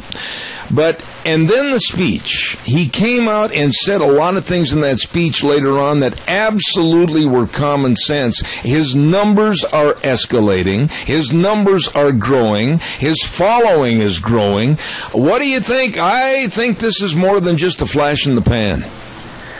Well, I think that he's saying the kinds of things that people want to hear and are anxious to hear and are anxious for somebody to take on not only the press but Washington. And so I understand it, and I think that, it's good that there's somebody that's brave enough to get up there and just start criticizing, and all of the media are paying attention to him. The other media won't pay attention to anybody else, but they are paying attention to him.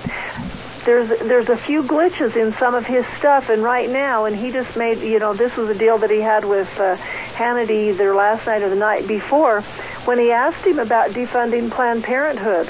Mm-hmm. And he said, I think there's a lot of good things that come out of Planned Parenthood, so I think they ought to just stop, maybe not fund the abortions, but the other stuff we should just leave. Well, the big problem is that 97% of Planned Parenthood's stuff is abortion. Yeah, but wait a minute. I want to jump in here and say something else I want your response to prior to the weather. And then talking about Planned Parenthood and talking about Donald Trump, well, then we have to look at the other side of the GOP possible nominees, and you have to talk about Dr. Ben Carson.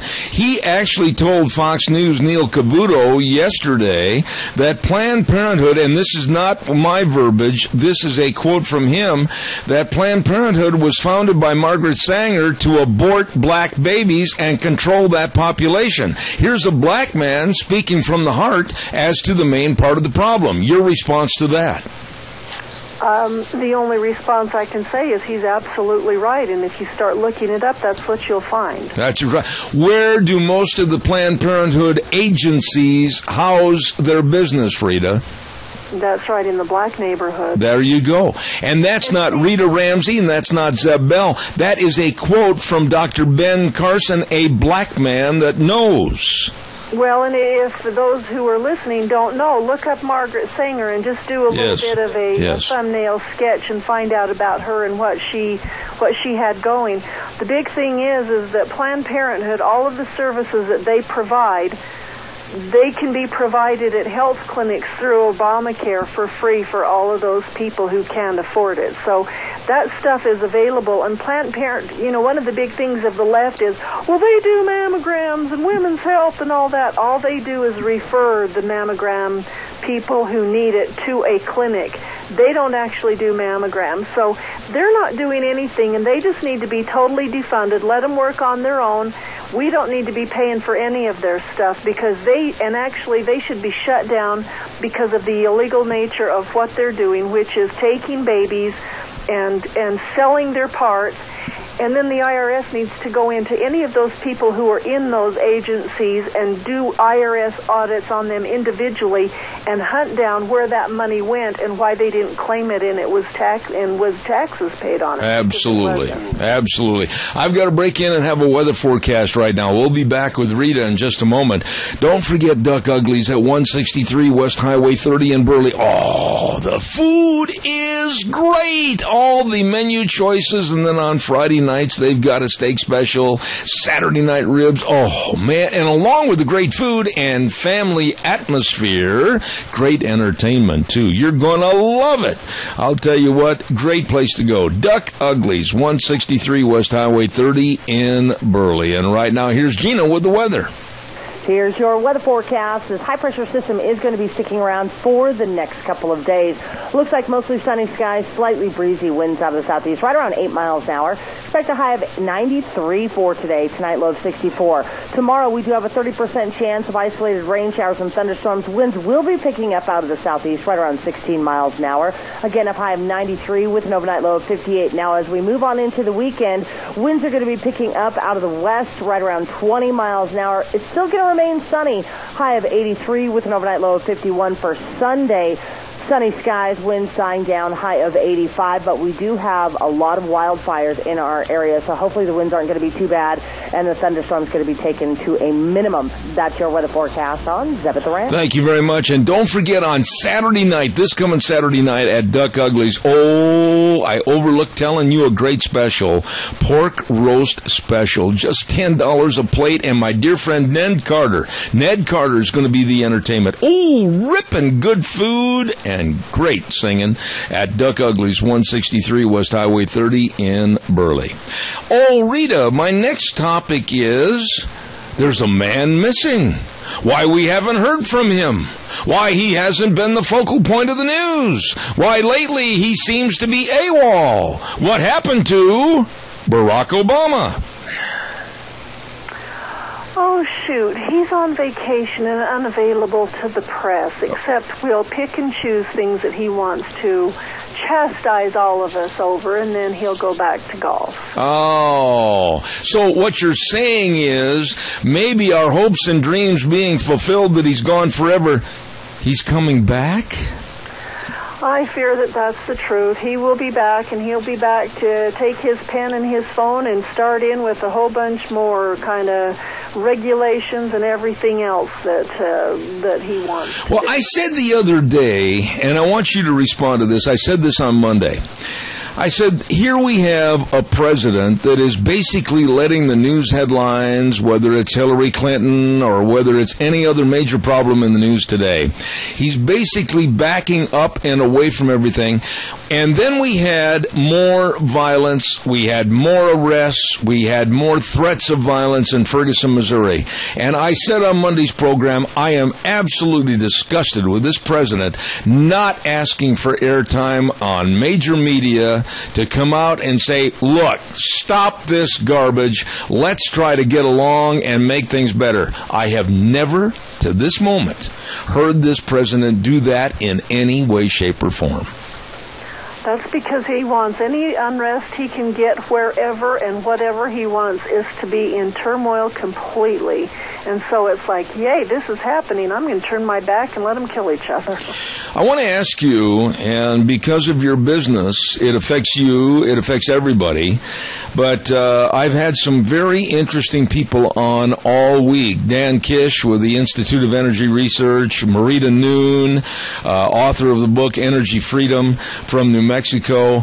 All of them are petrified, scared to death over this green energy mandate by Obama for much more wind and solar, and it's going to break our billfolds. It's going to just kill us financially.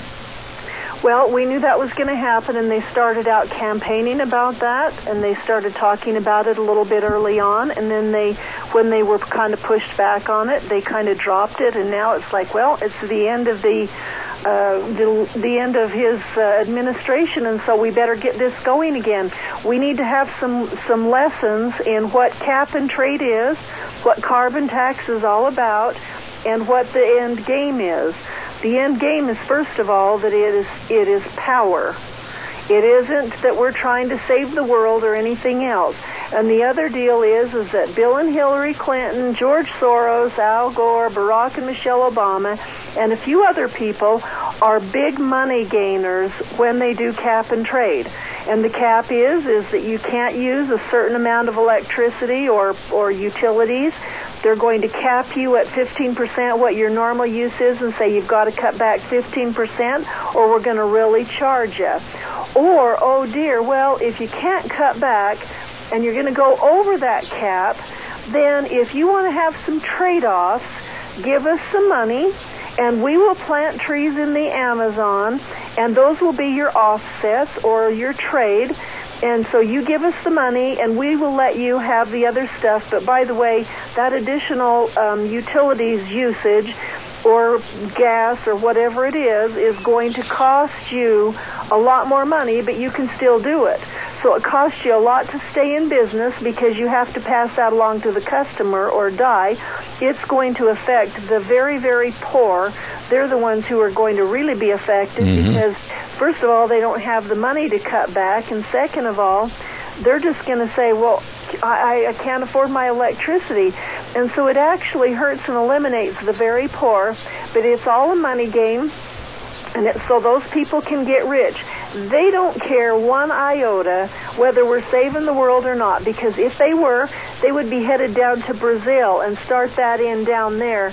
You know, wasn't it in Brazil where they wanted to have the Olympic Games, and it was so bad with trash and stuff, their water and everything, that they had to actually decide to change. Well, let me interrupt you right there and agree with you.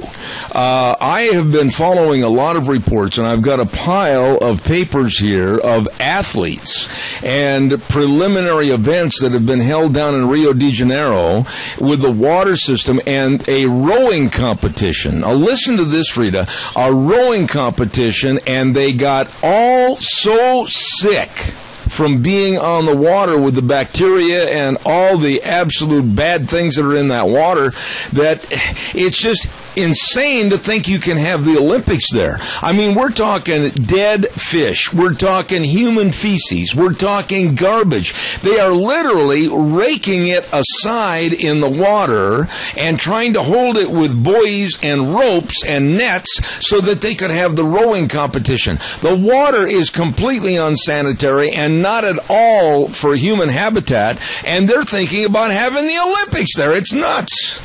Well, it really is, and the part that's really sad about it is you know, our people, our country, and the UN, they're all focusing on us because we're the ones that have freedom, and we're the ones that will buck this and say we're not going to do this, we're not going to pass this. So it's all coming down against us.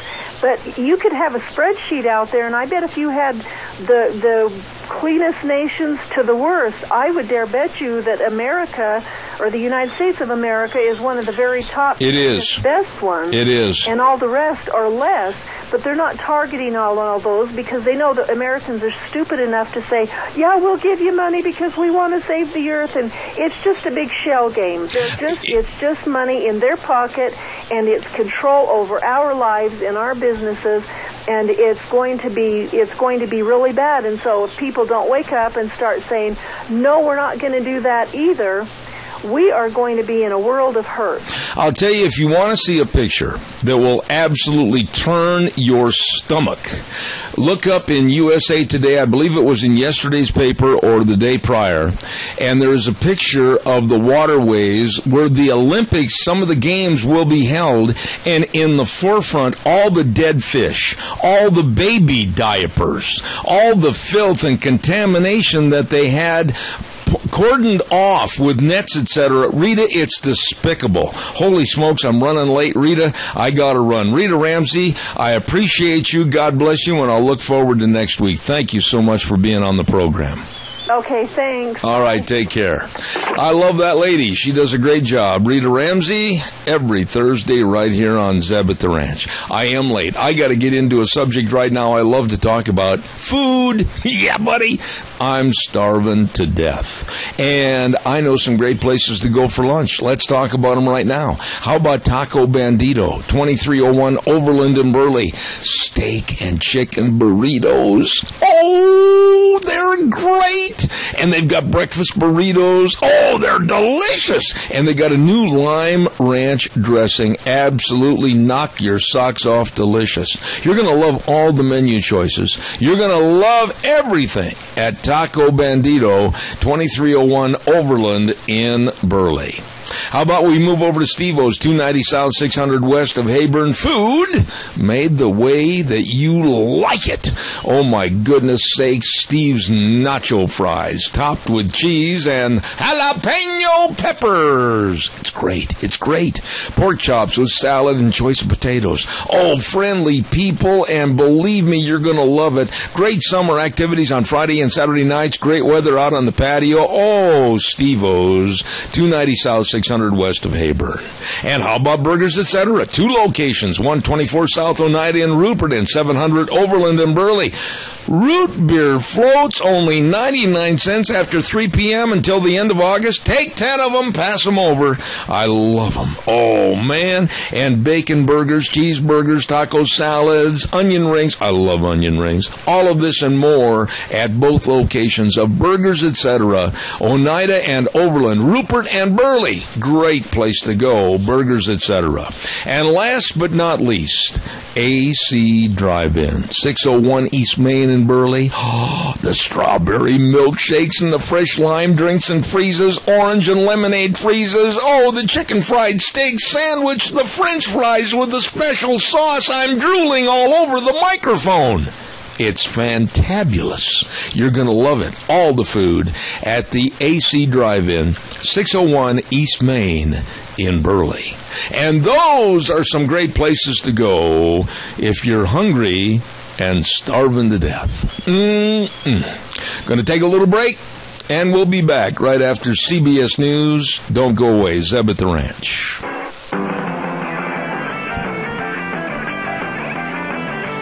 Oh my, we're back and ready to rock and roll. Good morning to you, Zeb at the Ranch. I'm Zeb Bell, and of course brought to you by our major sponsor, your Magic Valley Les Schwab Tire Centers, all 7 locations serving you.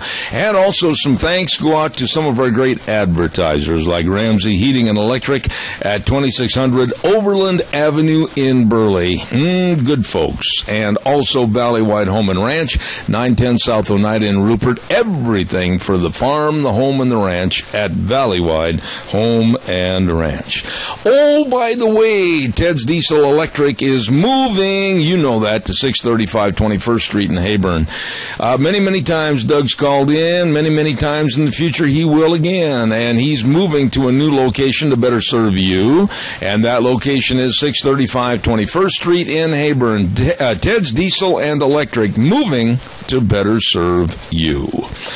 All right, let's see where we're at here. I got that done. I've got that done. I've got that done. Now let's tell everybody about the Chadwick. Oh, my goodness. The Chadwick Sports Grill, 139 West Main in Burley. And they've got everyday specials. And listen to this one.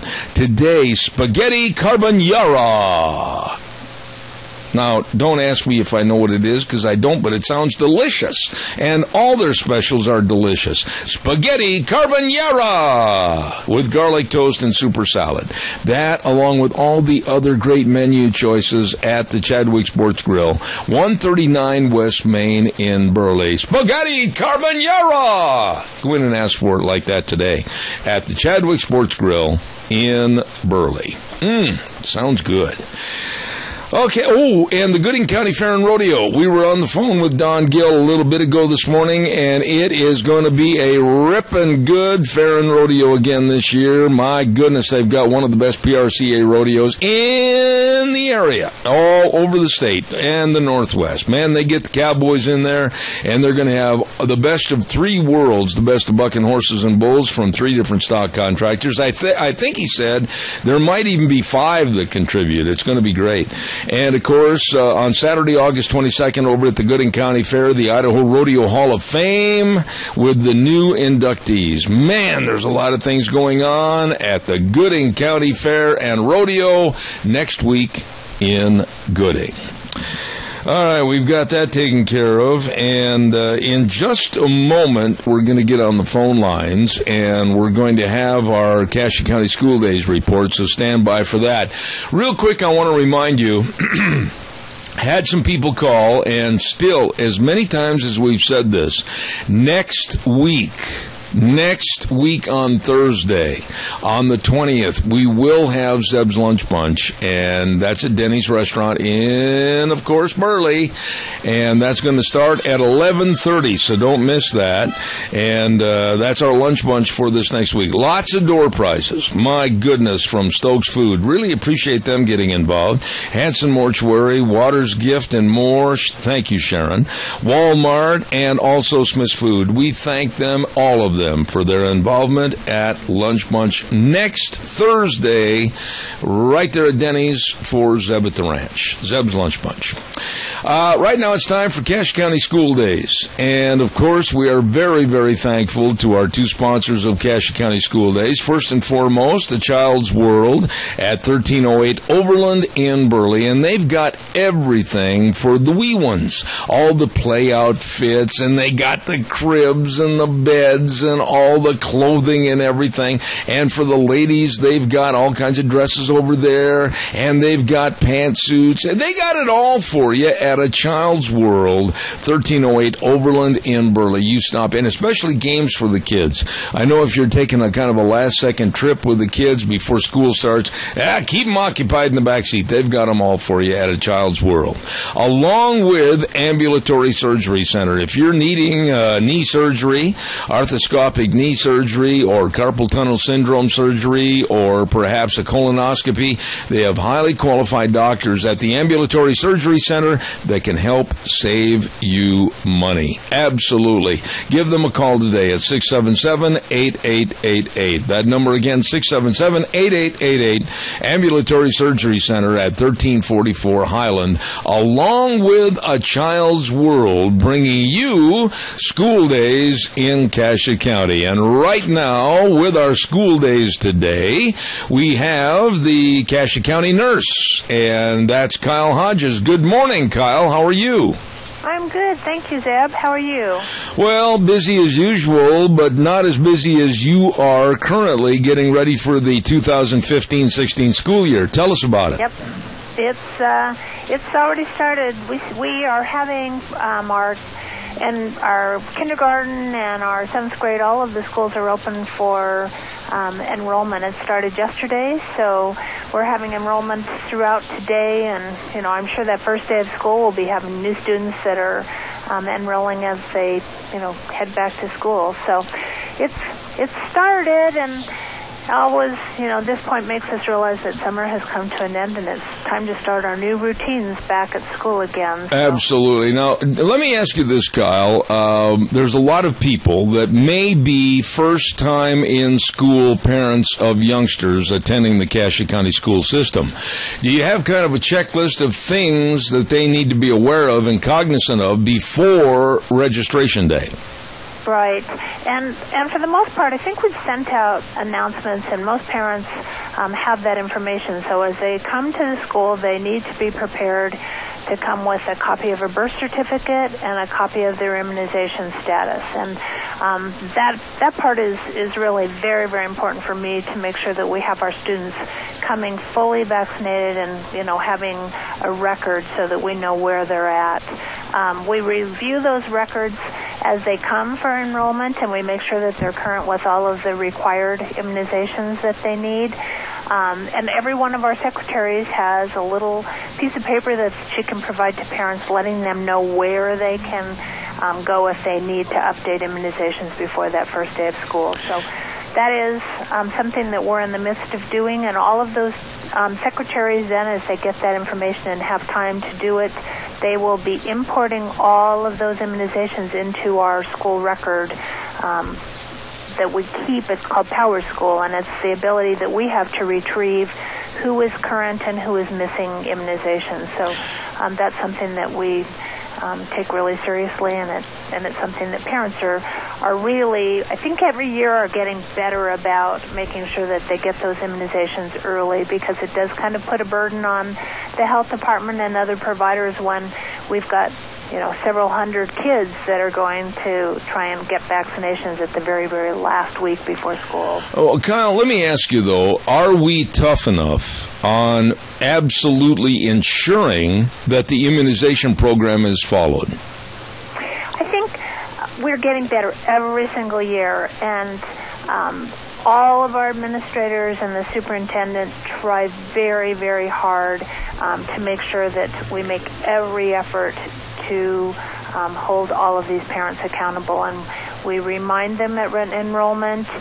We give them handouts to let them know where they can get their shots. And then, we continue to be vigilant to remind them until they get all of those shots in the first couple weeks after school starts. Yeah, but aren't we still, as a state, not here specifically in Cassia County, but aren't we still, as a state, ranked among the lowest in the nation for immunizations and adhering to... And we are, and we still allow exemptions. So, that continues to be a continuing issue. We allow personal exemptions for philosophical or for religious reasons. And, so if anybody really desires to not get their kids vaccinated, all they need to do is file that exemption form. So it really is something that is very lenient. And I think across the country, maybe with outbreaks, we'll see that changing.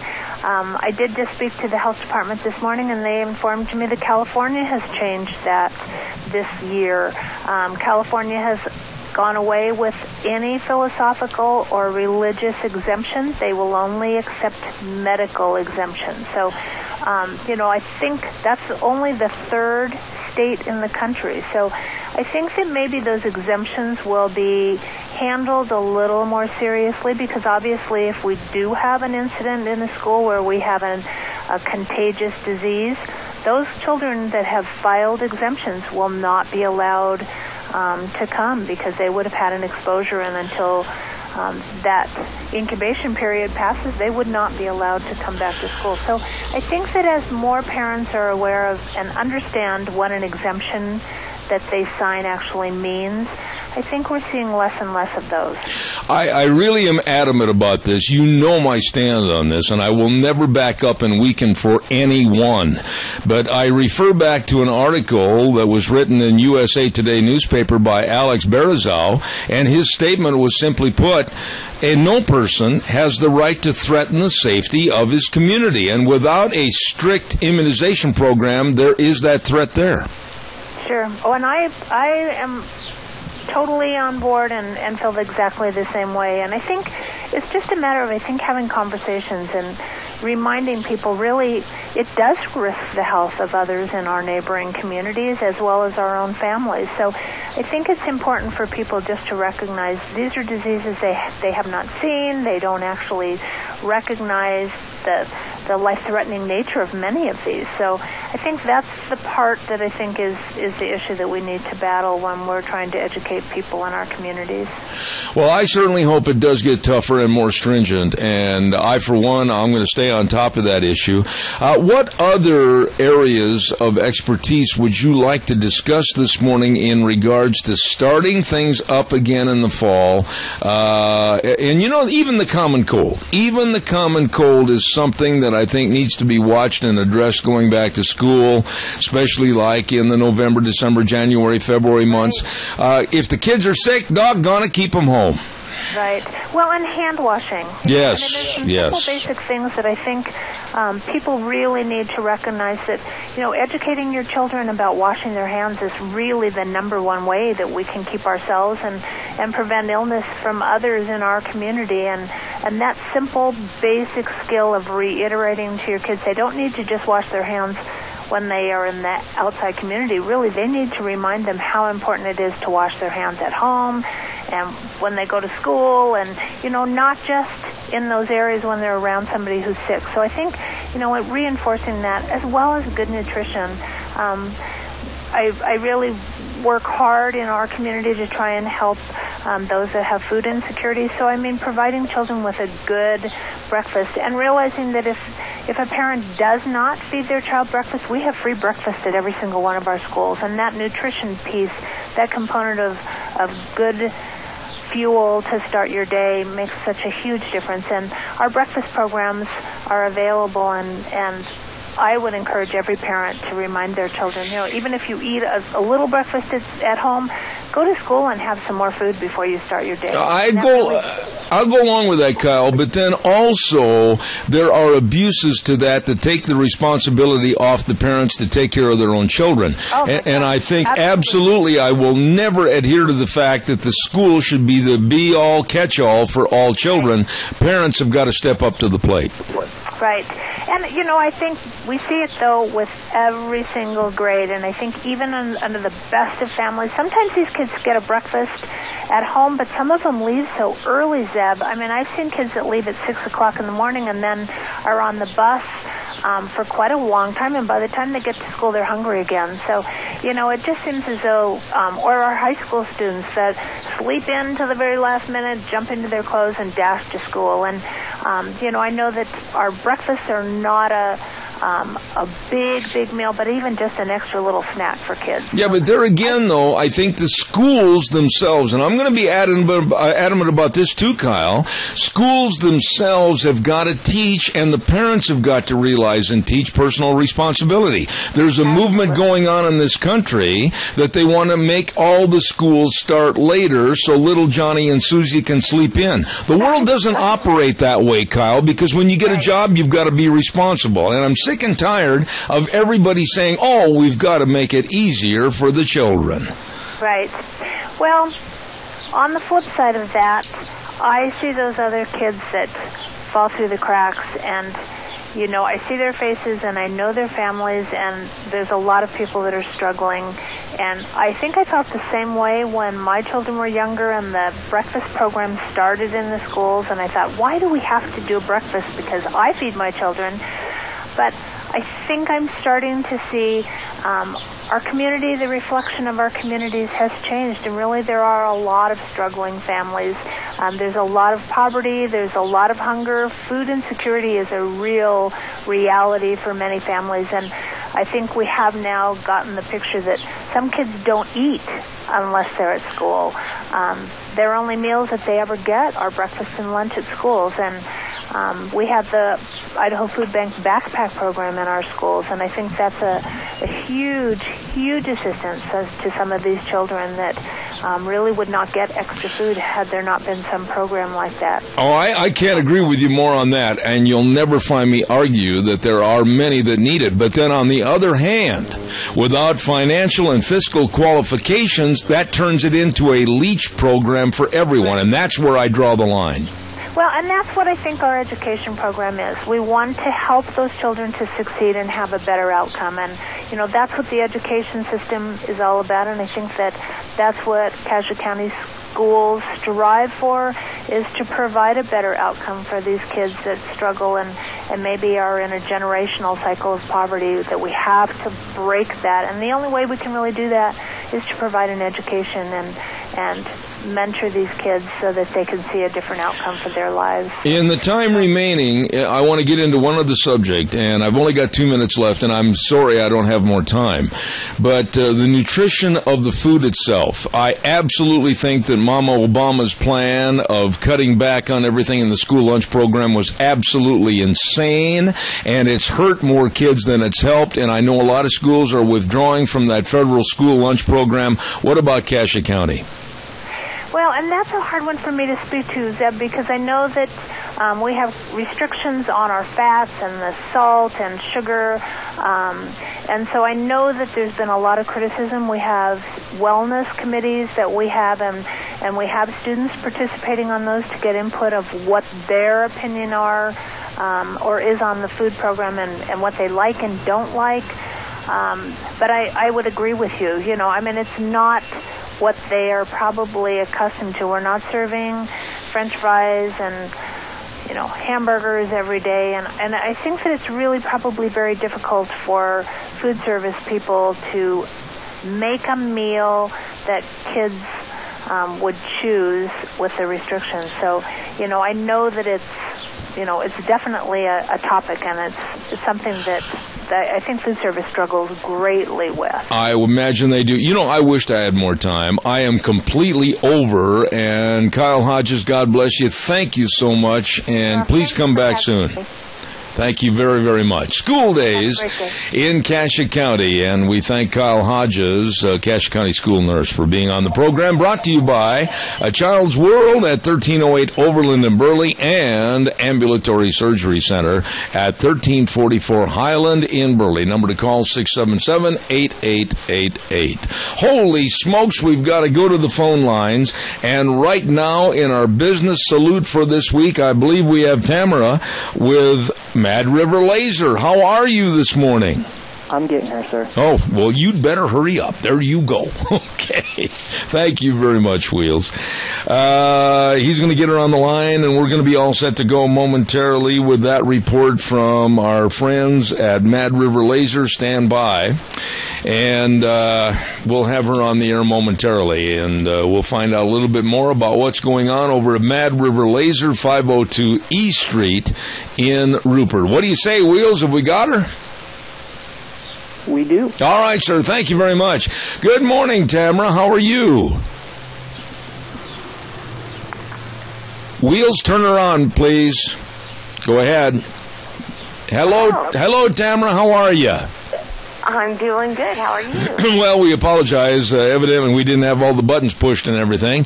But Mad River Laser, 502 E Street in Rupert. I understand that you are going to be the spokesperson this morning for this little segment for Nicole. How come? Where did she go and hide on us? Well, process of elimination, So we keep her pretty much with her nose to the screen, so we keep her working all the time. She's the brains of the operation, so we got to keep her in front of the computer. All right, well, tell us this. A lot of people may not know what Mad River Laser is. Give us a general summation of what you do over there. Well, we do a little bit of everything, but it is deceiving to try and figure out what Mad River Laser is. But we own lasers that we do engraving with. And so that laser will engrave on wood. So we can do like gun stocks, we can do missionary plaques, all kinds of fun things with wood. And it will do depth perception. So like if you do a flower, we can make it go down deeper and then shallower, so you can get some really neat techniques. The woodworkers like us. We do, it engraves on metal, on glass. We do a lot of stuff for weddings. We have like a black mirror that we do where you can put the bride and groom's name on it, and then on the back side you can put something personal like 1 Corinthians, or if they're a pilot, we've got one that has the bride and groom's name on it, and the pilot goes on the back so it shows through. So literally, stuff that the laser does. Literally, what I was going to jump in and say, everything from businesses to their logos to maybe a family reunion with a specialized T-shirt, you really at Mad River Laser can do it all, right? Right. In our T-shirt department, we've got a print-to-garment shirt, which means you can take any photograph and put it directly on a shirt. And it's a lot less expensive than screen printing because you don't have to pay for all the color changes. We do vinyl on shirts. We do sports team shirts. We do the safety shirts for the guys out working in the street. Any type of shirt, we've got you covered. We do any orders from little small orders to 1,000 shirts at a time. Caps and sweatshirts. I would imagine right now that sweatshirts are the big thing before the kids go back to school. And you've got some of the biggest names and the best in sweatshirts, don't you? We do. We have some great names in sweatshirts. We also have a Carhartt. We can do Carhartt. Okay. So if you need to keep warm, we can do that. What about the buck knives? We've got pullovers and zipped up hoodies, and same thing. We can put your logo on it or anything you want on the back of it or on the front. All right, and also I just asked you, what about the buck knives? Now, buck knives are known all over the United States as one of the best built knives, and you can do engraving on those too, can't you? Yes, we carry buck knives here. And you can buy a knife and then personalize it. And so, like on the blade of the knife, we can engrave a name. We've done like stags on them. We've done family crests on them. So when you buy the knife, it includes the engraving. Well, I know that I've been there many, many times, and I've got a lot of work for you to do for me as far as caps and jackets and other things. But, the most unique thing that I've ever had you do for me were those wooden business cards. They are phenomenal. We do wooden business cards, and we have a Christmas ornament here that we show everybody. And it has the nativity scene on it, and it has your name on it. And it was a Christmas card ornaments that we made. They're circle and they're out of wood, and we engraved them, and you can have them engraved and give them out at Christmas along with the custom wooden card. Now, you've been at this new location. I say new, you've been there for over a year, but an absolutely perfect location right on the square in Rupert. Tell everybody where you're located and what your hours are. We're at 502 East Street, and we're on the corner of the square. We love it here on the square. It's kind of like family down here. Rupert's always got something going, and so it's lots of fun being down here. And if you're familiar with the square and you know where the gazebo is, we're across the street from the gazebo. So when it snows over here, looking out our window, it looks like a Christmas card. And what hours are you open? We're open Monday through Friday, 9 to 5, and Saturday, 10 to 1. All right. Well, listen, The thing we also wanted to tell you is we're a gift shop. We have a lot of gifts here, already made gifts, craft gifts. And you can come in and shop and just pick something up and go home, or you can customize it. And as Christmas comes, we get more and more. And so it's a lot of fun to come just browse. All right. Thank you, Tamara. I appreciate it. Say hello to Nicole for us. And God bless you and all the folks at Mad River Laser, 502 East Street in Rupert. You have a wonderful weekend, and thanks for being on my program. Thank you. All right. See you later. Take care. Thank you so much. Really nice people at Mad River Laser. Right now, let's send it back over to Wheels at our main studio. I'll be back in about 3 minutes. Don't go away. And now, back to Zeb at the Ranch on AM 1230 KBAR. To reach Zeb, call 436-2244 or toll free 1-866-927-4587. And now, here is Zeb Bell. Oh, thank you very much, and welcome back to our last half hour. I've got a kind of a personal note here that I want to put out in front of the public, and it's a person that is a very good friend of ours, our program of Lunch Bunch, and we've honored him in the past. He's really our hero, and that's Russell Smith. I understand that Russell fell a couple of days ago, and they're going to move him from the Burley area to the VA in Pocatello, I believe, tomorrow on Friday. And he sustained some injuries and possibly some broken bones in that fall. And what we're going to do to keep up with our hero, Russell Smith, is have an address in a couple of days as to where you can send him get well cards, etc. So once again, our thoughts and prayers go out to a man that's been so good to be on this program many, many times. And then we were honored to provide a great big birthday party for him this last year, and it was a lot of fun. Really appreciate it. Russell Smith. And we want to extend to Russell, a friend of this program, a friend to all of us, and a real hero, God's blessings, and we certainly hope you feel better. There you go. We want to say thank you to some of the many merchants that are welcoming you into Cassia County next week for the Cassia County Fair and Pro Rodeo. And they include Butte Irrigation at 116 South, 600 West, Highway 27 in Paul, and their new location right there north of Kimberly by Red Cap Corner. Listen up now. They've got big per tower rebates from Zomatic and huge discounts from Butte Irrigation to make the fall the best time of the year to buy the new Zomatic pivots. That's right. At Butte Irrigation, they will get you wet. You check on that today in Paul and also north of Kimberly right there by Red Cap Corner. Thank you, Butte Irrigation. Also, our friends at Perkins and the Best Western Inn at 800 North Overland in Burley. Oh, my goodness. You talk about delicious food. Absolutely. Listen to this. Skip the drive-in. You go on in there to Perkins and try the fresh chicken salad or the big BLT with fries or the jumbo shrimp. And I love this one the best. Their famous buttermilk pancake breakfast. Oh, I'm telling you, delicious always is at Perkins and the Best Western Inn, 800 North Overland in Burley.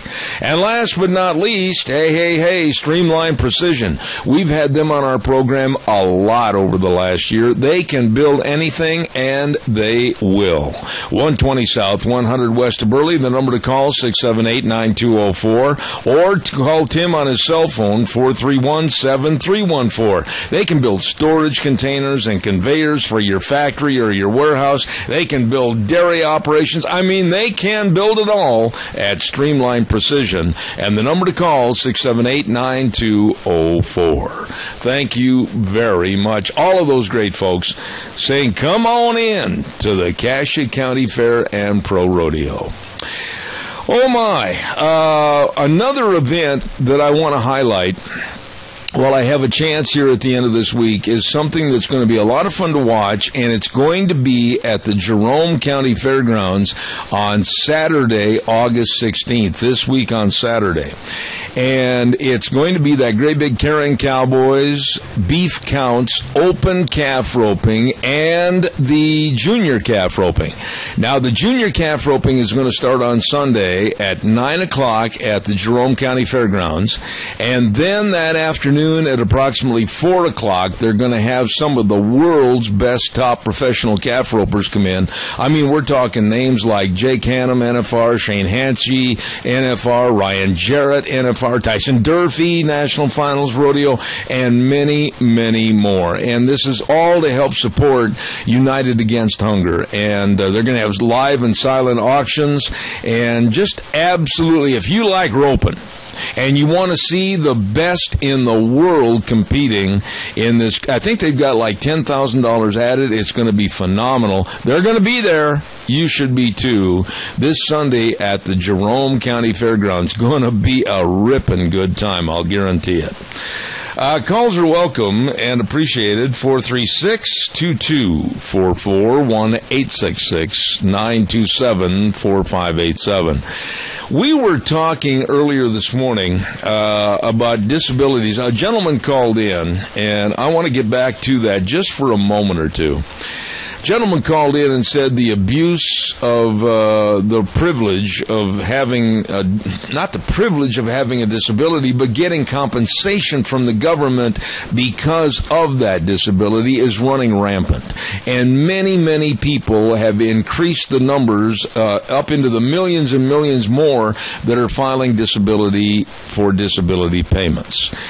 And I'm absolutely incensed about this. I think it was about a month ago we carried a story on this about how the numbers are growing and people, like I said, literally are going in with a hangnail and say, oh, I'm disabled, I can't work. And they're filing for the money and getting it. And I think there has to be much more scrutiny and tighten down the screws of how we're letting this money be used or abused. That's my own personal thought. If you have any thoughts on that, give me a call right now at 436-2244, 1-866-927-4587. In a related note somewhat, I noticed that Washington State, and this is scary to me, I think it's a bad omen of what might happen all across the country, and here again I'd like your input on it.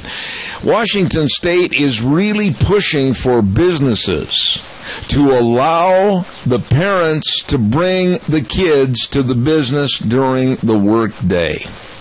I am absolutely, adamantly opposed to this. I think it's going to be bad for business. I think it's going to be bad for business morale with other business workers and the ones that don't have kids. And I think it's absolutely going to create a chaotic mess in businesses in the state of Washington. Caller, go ahead. Your thoughts, please. Hello there. Yes. You've been talking about disability, people cheating the system. Yep.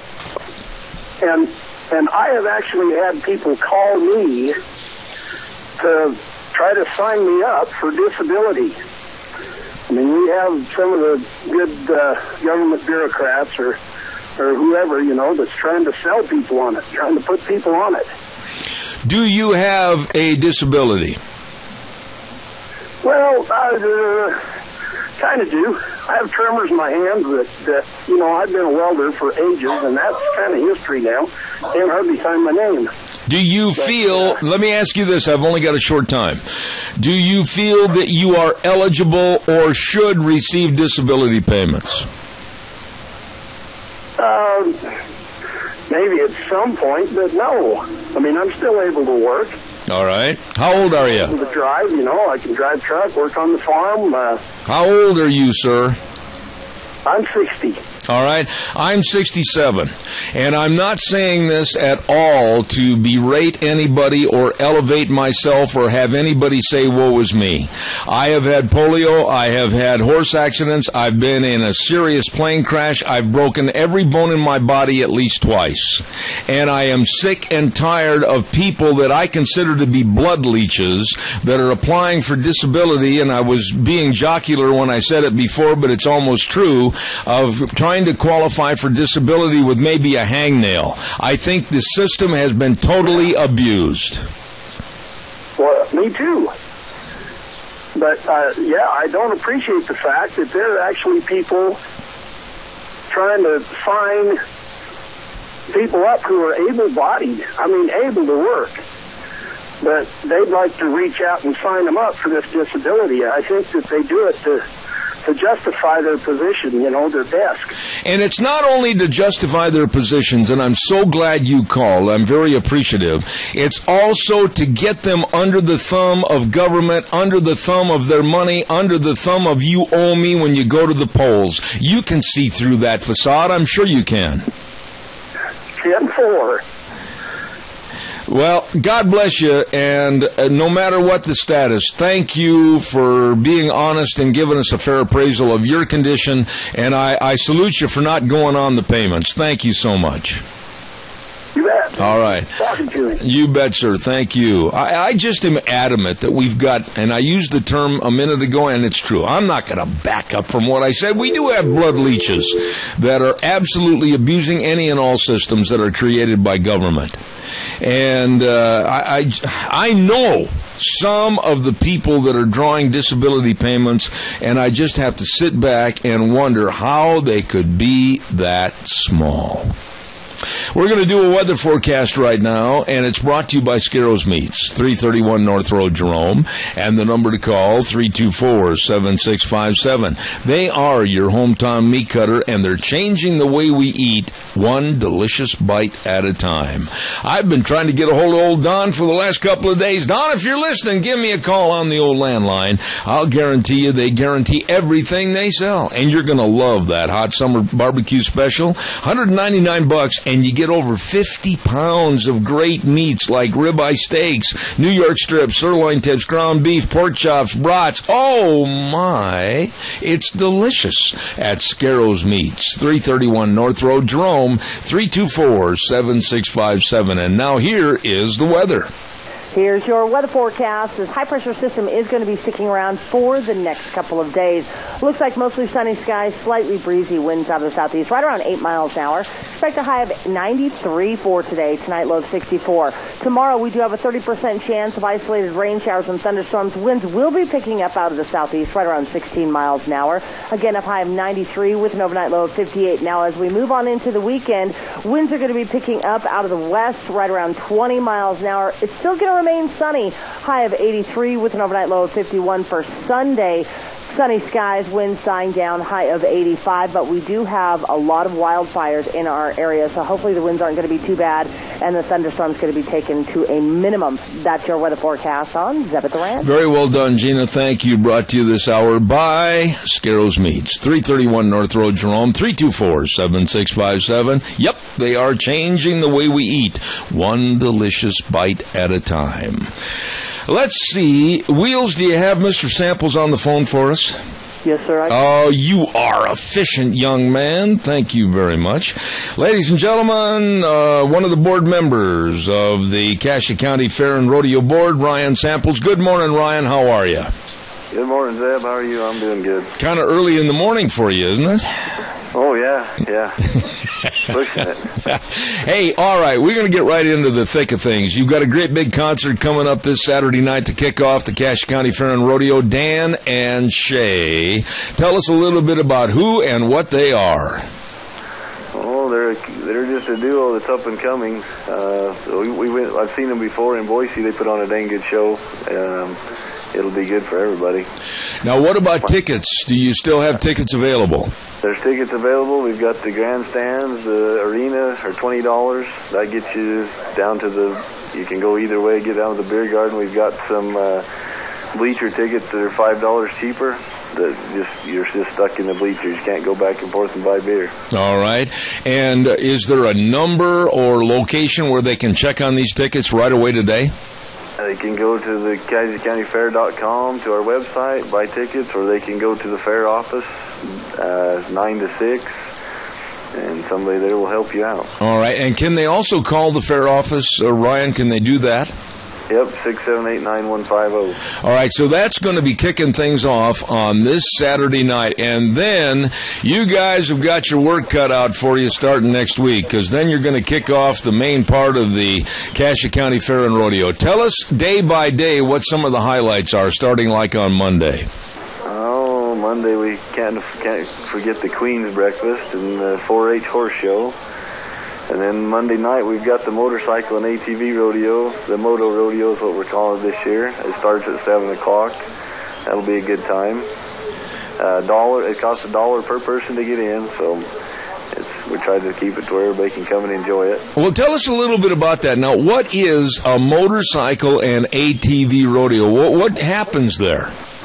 Last year we had head-to-head barrel racing, and this year we've got it changed up. It's kind of all the horse people understand, but it's a mixture of pole bending, and we put a couple barrels in the middle, and there'll be side-by-side races, double elimination, so it'll take us a while to get through everybody. I think there's 40 in the motorcycles and 20 ATVs, and on Wednesday night we're going to do the finals, and it'll be, there's some kids events, and we even have a ladies class. So. Oh, my goodness sakes. I'll bet you that's going to be a crowd pleaser. Is this the first time you've ever tried that? Last year we did the barrels. We did barrel racing. We set up 2 sets of barrels and raced them, and yeah, it was pretty interesting. We filled the grandstands and 2 sets of bleachers, way better than what we expected to see. All right, well, give us some other highlights. What else is going on? Tuesday night we're going to have the team penning. That'll be on the nights, I guess. The days you got the 4-H shows. And Wednesday night we're finishing off at night. The motorcycle will be the finals of that. Thursday night then we go to the rodeos. Mm-hmm. Start rodeoing on Thursday night, Friday night, Saturday night. Well, now, before we get to that rodeo, when is the big parade? What time? What is the course? Because I know everybody's going to call us on that. The big parade starts at 10:30. And it's the same course as it's been. I don't think it's changed much. Okay, and that's going to the Main Street to the fairgrounds. All right, and that's going to be on Wednesday morning, correct? Yep. Okay. Wednesday morning. And then that Wednesday night, what did you say was going on Wednesday night? The finals of the motorcycle and ATV, right? Motorcycle and ATV racing. Okay. All right. And then on Thursday, of course, the rodeo, and that's going to start on Thursday night. What do you got for special activities during the rodeo on Thursday? Thursday night's kids' night. We've got the ribbon pull for the kids. We've also got, I can't remember what all went on Thursday night. It's a busy night. Okay. And what about on Friday night? I assume I'm correct when I say this. Friday night's going to be Tough Enough to Wear Pink night, right? Yep, Tough Enough to Wear Pink night. Yep. And Friday night we have a specialty act of Tomas, the Spanish charro that does a bunch of road acts. Tomas Garciano, right? Yep. Okay. And also, I want to point out that by Tough Enough to Wear Pink, what do you mean by that? I know the answer, but what about the audience? Why having Tough Enough to Wear Pink? Breast cancer awareness, and we want everybody to wear pink. Okay. Pink. All right, what about Saturday then? What have you got cooking on Saturday? Saturday night's this rodeo. We have the Queen ceremony. We got some free stickers from Wrangler for the first 200 that come in. And we have wild cow riding every night. Don't forget the wild cow riding. All right. That's always something good. And Saturday night's going to be Patriot night. So. Okay. And I understand also there is a new item that's going to be introduced at the rodeo this year. It's going to be called Man Up Crusade. What's that? Yeah, we had that on. That's on Thursday night. That's Purple Night. It's the organization for domestic violence, and we try to support that. All right. What about all the 4-H and FFA, and what about all the fat stock sale, and what about maybe the horse race? What's all cooking during the daytime? Every day there's 4-H events. Then Friday hopefully we've got horse races. Saturday hopefully we have horse races. When you say hopefully, let's discuss that a little bit, Ryan. Unfortunately, the horse racing industry has been kind of in a recession, but it seems like every year you've been lucky to have some good races. Yeah, we've been fortunate, but we're hopefully we're the same this year. All right. And what else? We won't know till Wednesday. You're kind of letting the bacon sizzle till Wednesday, huh? Yeah, we won't know till Wednesday. So. All right. And what about that great big sale on Saturday? What time does that start with the breakfast and everything else? Breakfast for the 4-H fat stock sale starts at 7, and then the sale starts promptly at 8 o'clock. Okay. And anything else during the day? Are you going to have music at the fairgrounds and entertainment? Tell the general public about it. We got the hypnotist. We got the free stage. There's free stage entertainment on the South Lawn. The hypnotist as always. We got the carnival every day, starting Wednesday. Then the carnival goes through. Thursday is Buddy Day at the carnival. You can pre-buy tickets for that at the fair office, or we've even got some of them at Taco Bandito for anybody that wants to stop and get a early bird deal on the carnival. All right. Well, I tell you what, it sounds to me like it's going to be a ripping good time at the 2015 Cassia County Fair and Rodeo, and Ryan Samples drew the short straw this morning to come on and talk about it. Anything else you want to mention this morning before I let you go? I'm sure there's something, but I won't remember. Ryan, God bless you, man. Thanks for coming on the program. Yeah, thanks, Zeb. All right, take care. Cassia County Fair and Rodeo, starting, as I said, actually on Saturday night, this Saturday night. I got a fly that won't leave me alone all of a sudden. And it's going to start with a concert on Saturday night and then all next week. Don't miss it. All the fun of your Cassia County Fair and Pro Rodeo coming up this next week. And we'll be telling you about it right here on Zeb at the Ranch. Okay, now I've got to take a little time right here to visit about our numero uno sponsor, and that is, of course, your Magic Valley Les Schwab Tire Centers, all 7 locations. Every time I get a commercial on the air for them, everything I say is absolutely 110% or even more true. They are the best at what they do. They are the best in service. They offer the best in all the tires. You know that. They offer the best in brake service, professionally trained technicians, premium quality parts. They offer the best in front end alignment, shocks and struts and batteries. But you don't want to go back to that word service, because when you drive in there at any one of the 7 locations, they're just coming at a high low. May we help you? Wow, that means a lot in today's age. So you stop in and see them today. Lane and Rupert and Dave on Blue Lakes and Twin, Mike and Buell, Mike and Jerome, the Twist family and Paul, John on Poline and Twin Falls, and Randy on Overland and Burley, your Magic Valley Les Schwab Tire Centers, and we thank them very much for being our major sponsor. All right, give me a call, 436-2244, 1-866-927-4587. I'd like to hear from you. I still got a little time left. I was bringing up a story about 25 minutes ago in regards to, what do you think about Washington State letting businesses, or maybe even coercing them, to let employees bring their kids every day to work? Oh, boy. That is I think, potential major problem with the workforce. And I'd like to hear your thoughts on it. Give me a call, 436-2244, 1-866-927-4587. What do we got cooking for next week? We got a lot of our guests already figured in for next week's program. And I know that we're going to have more interviews with both Cassia County Fair and Gooding County Fair.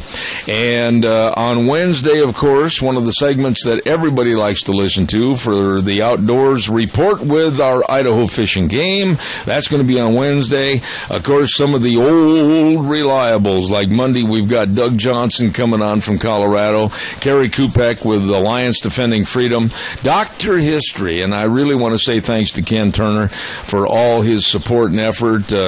What he's done for that Dr. History segment has been phenomenal. And then, of course, on Wednesday, Dave Bego from Indianapolis, Indiana, and a lot of other major newsmakers. We want to thank all of them for appearing on this program, Zeb at the Ranch. Want to mention that we've had some people call and they say, hey, well, when we're out of the range of K-Bar 1230, how do we get you? Okay, let's talk about that just for a quick minute. Go to zebbell.com and click on the audio, and you can listen anywhere in the world right here to Zeb at the Ranch, and we'd love to have you. We also have Cow Pies and Coffee Cups. Be sure and sign up for that. It's a weekly blog that we write about all the current events and everything else that's going on in the world, and sign up for that so that you can be a member of Cow Pies and Coffee Cups, and we'll send it right to your computer. I think you'll enjoy it. It's a lot of fun. We're going to take off for the week. We're not on Friday mornings, and we're going to let Wheels get some rest, and he's going to have visions of broken computers and sugar plums all through the weekend, and we'll be back next Monday morning at 8:06 right here on K-Bar 1230 AM, and like I said, streaming live on the net, zebbell.com. Have a wonderful weekend. Be safe out there, and remember this: the way things were are the way things ought to be. God bless you. We'll see you next Monday.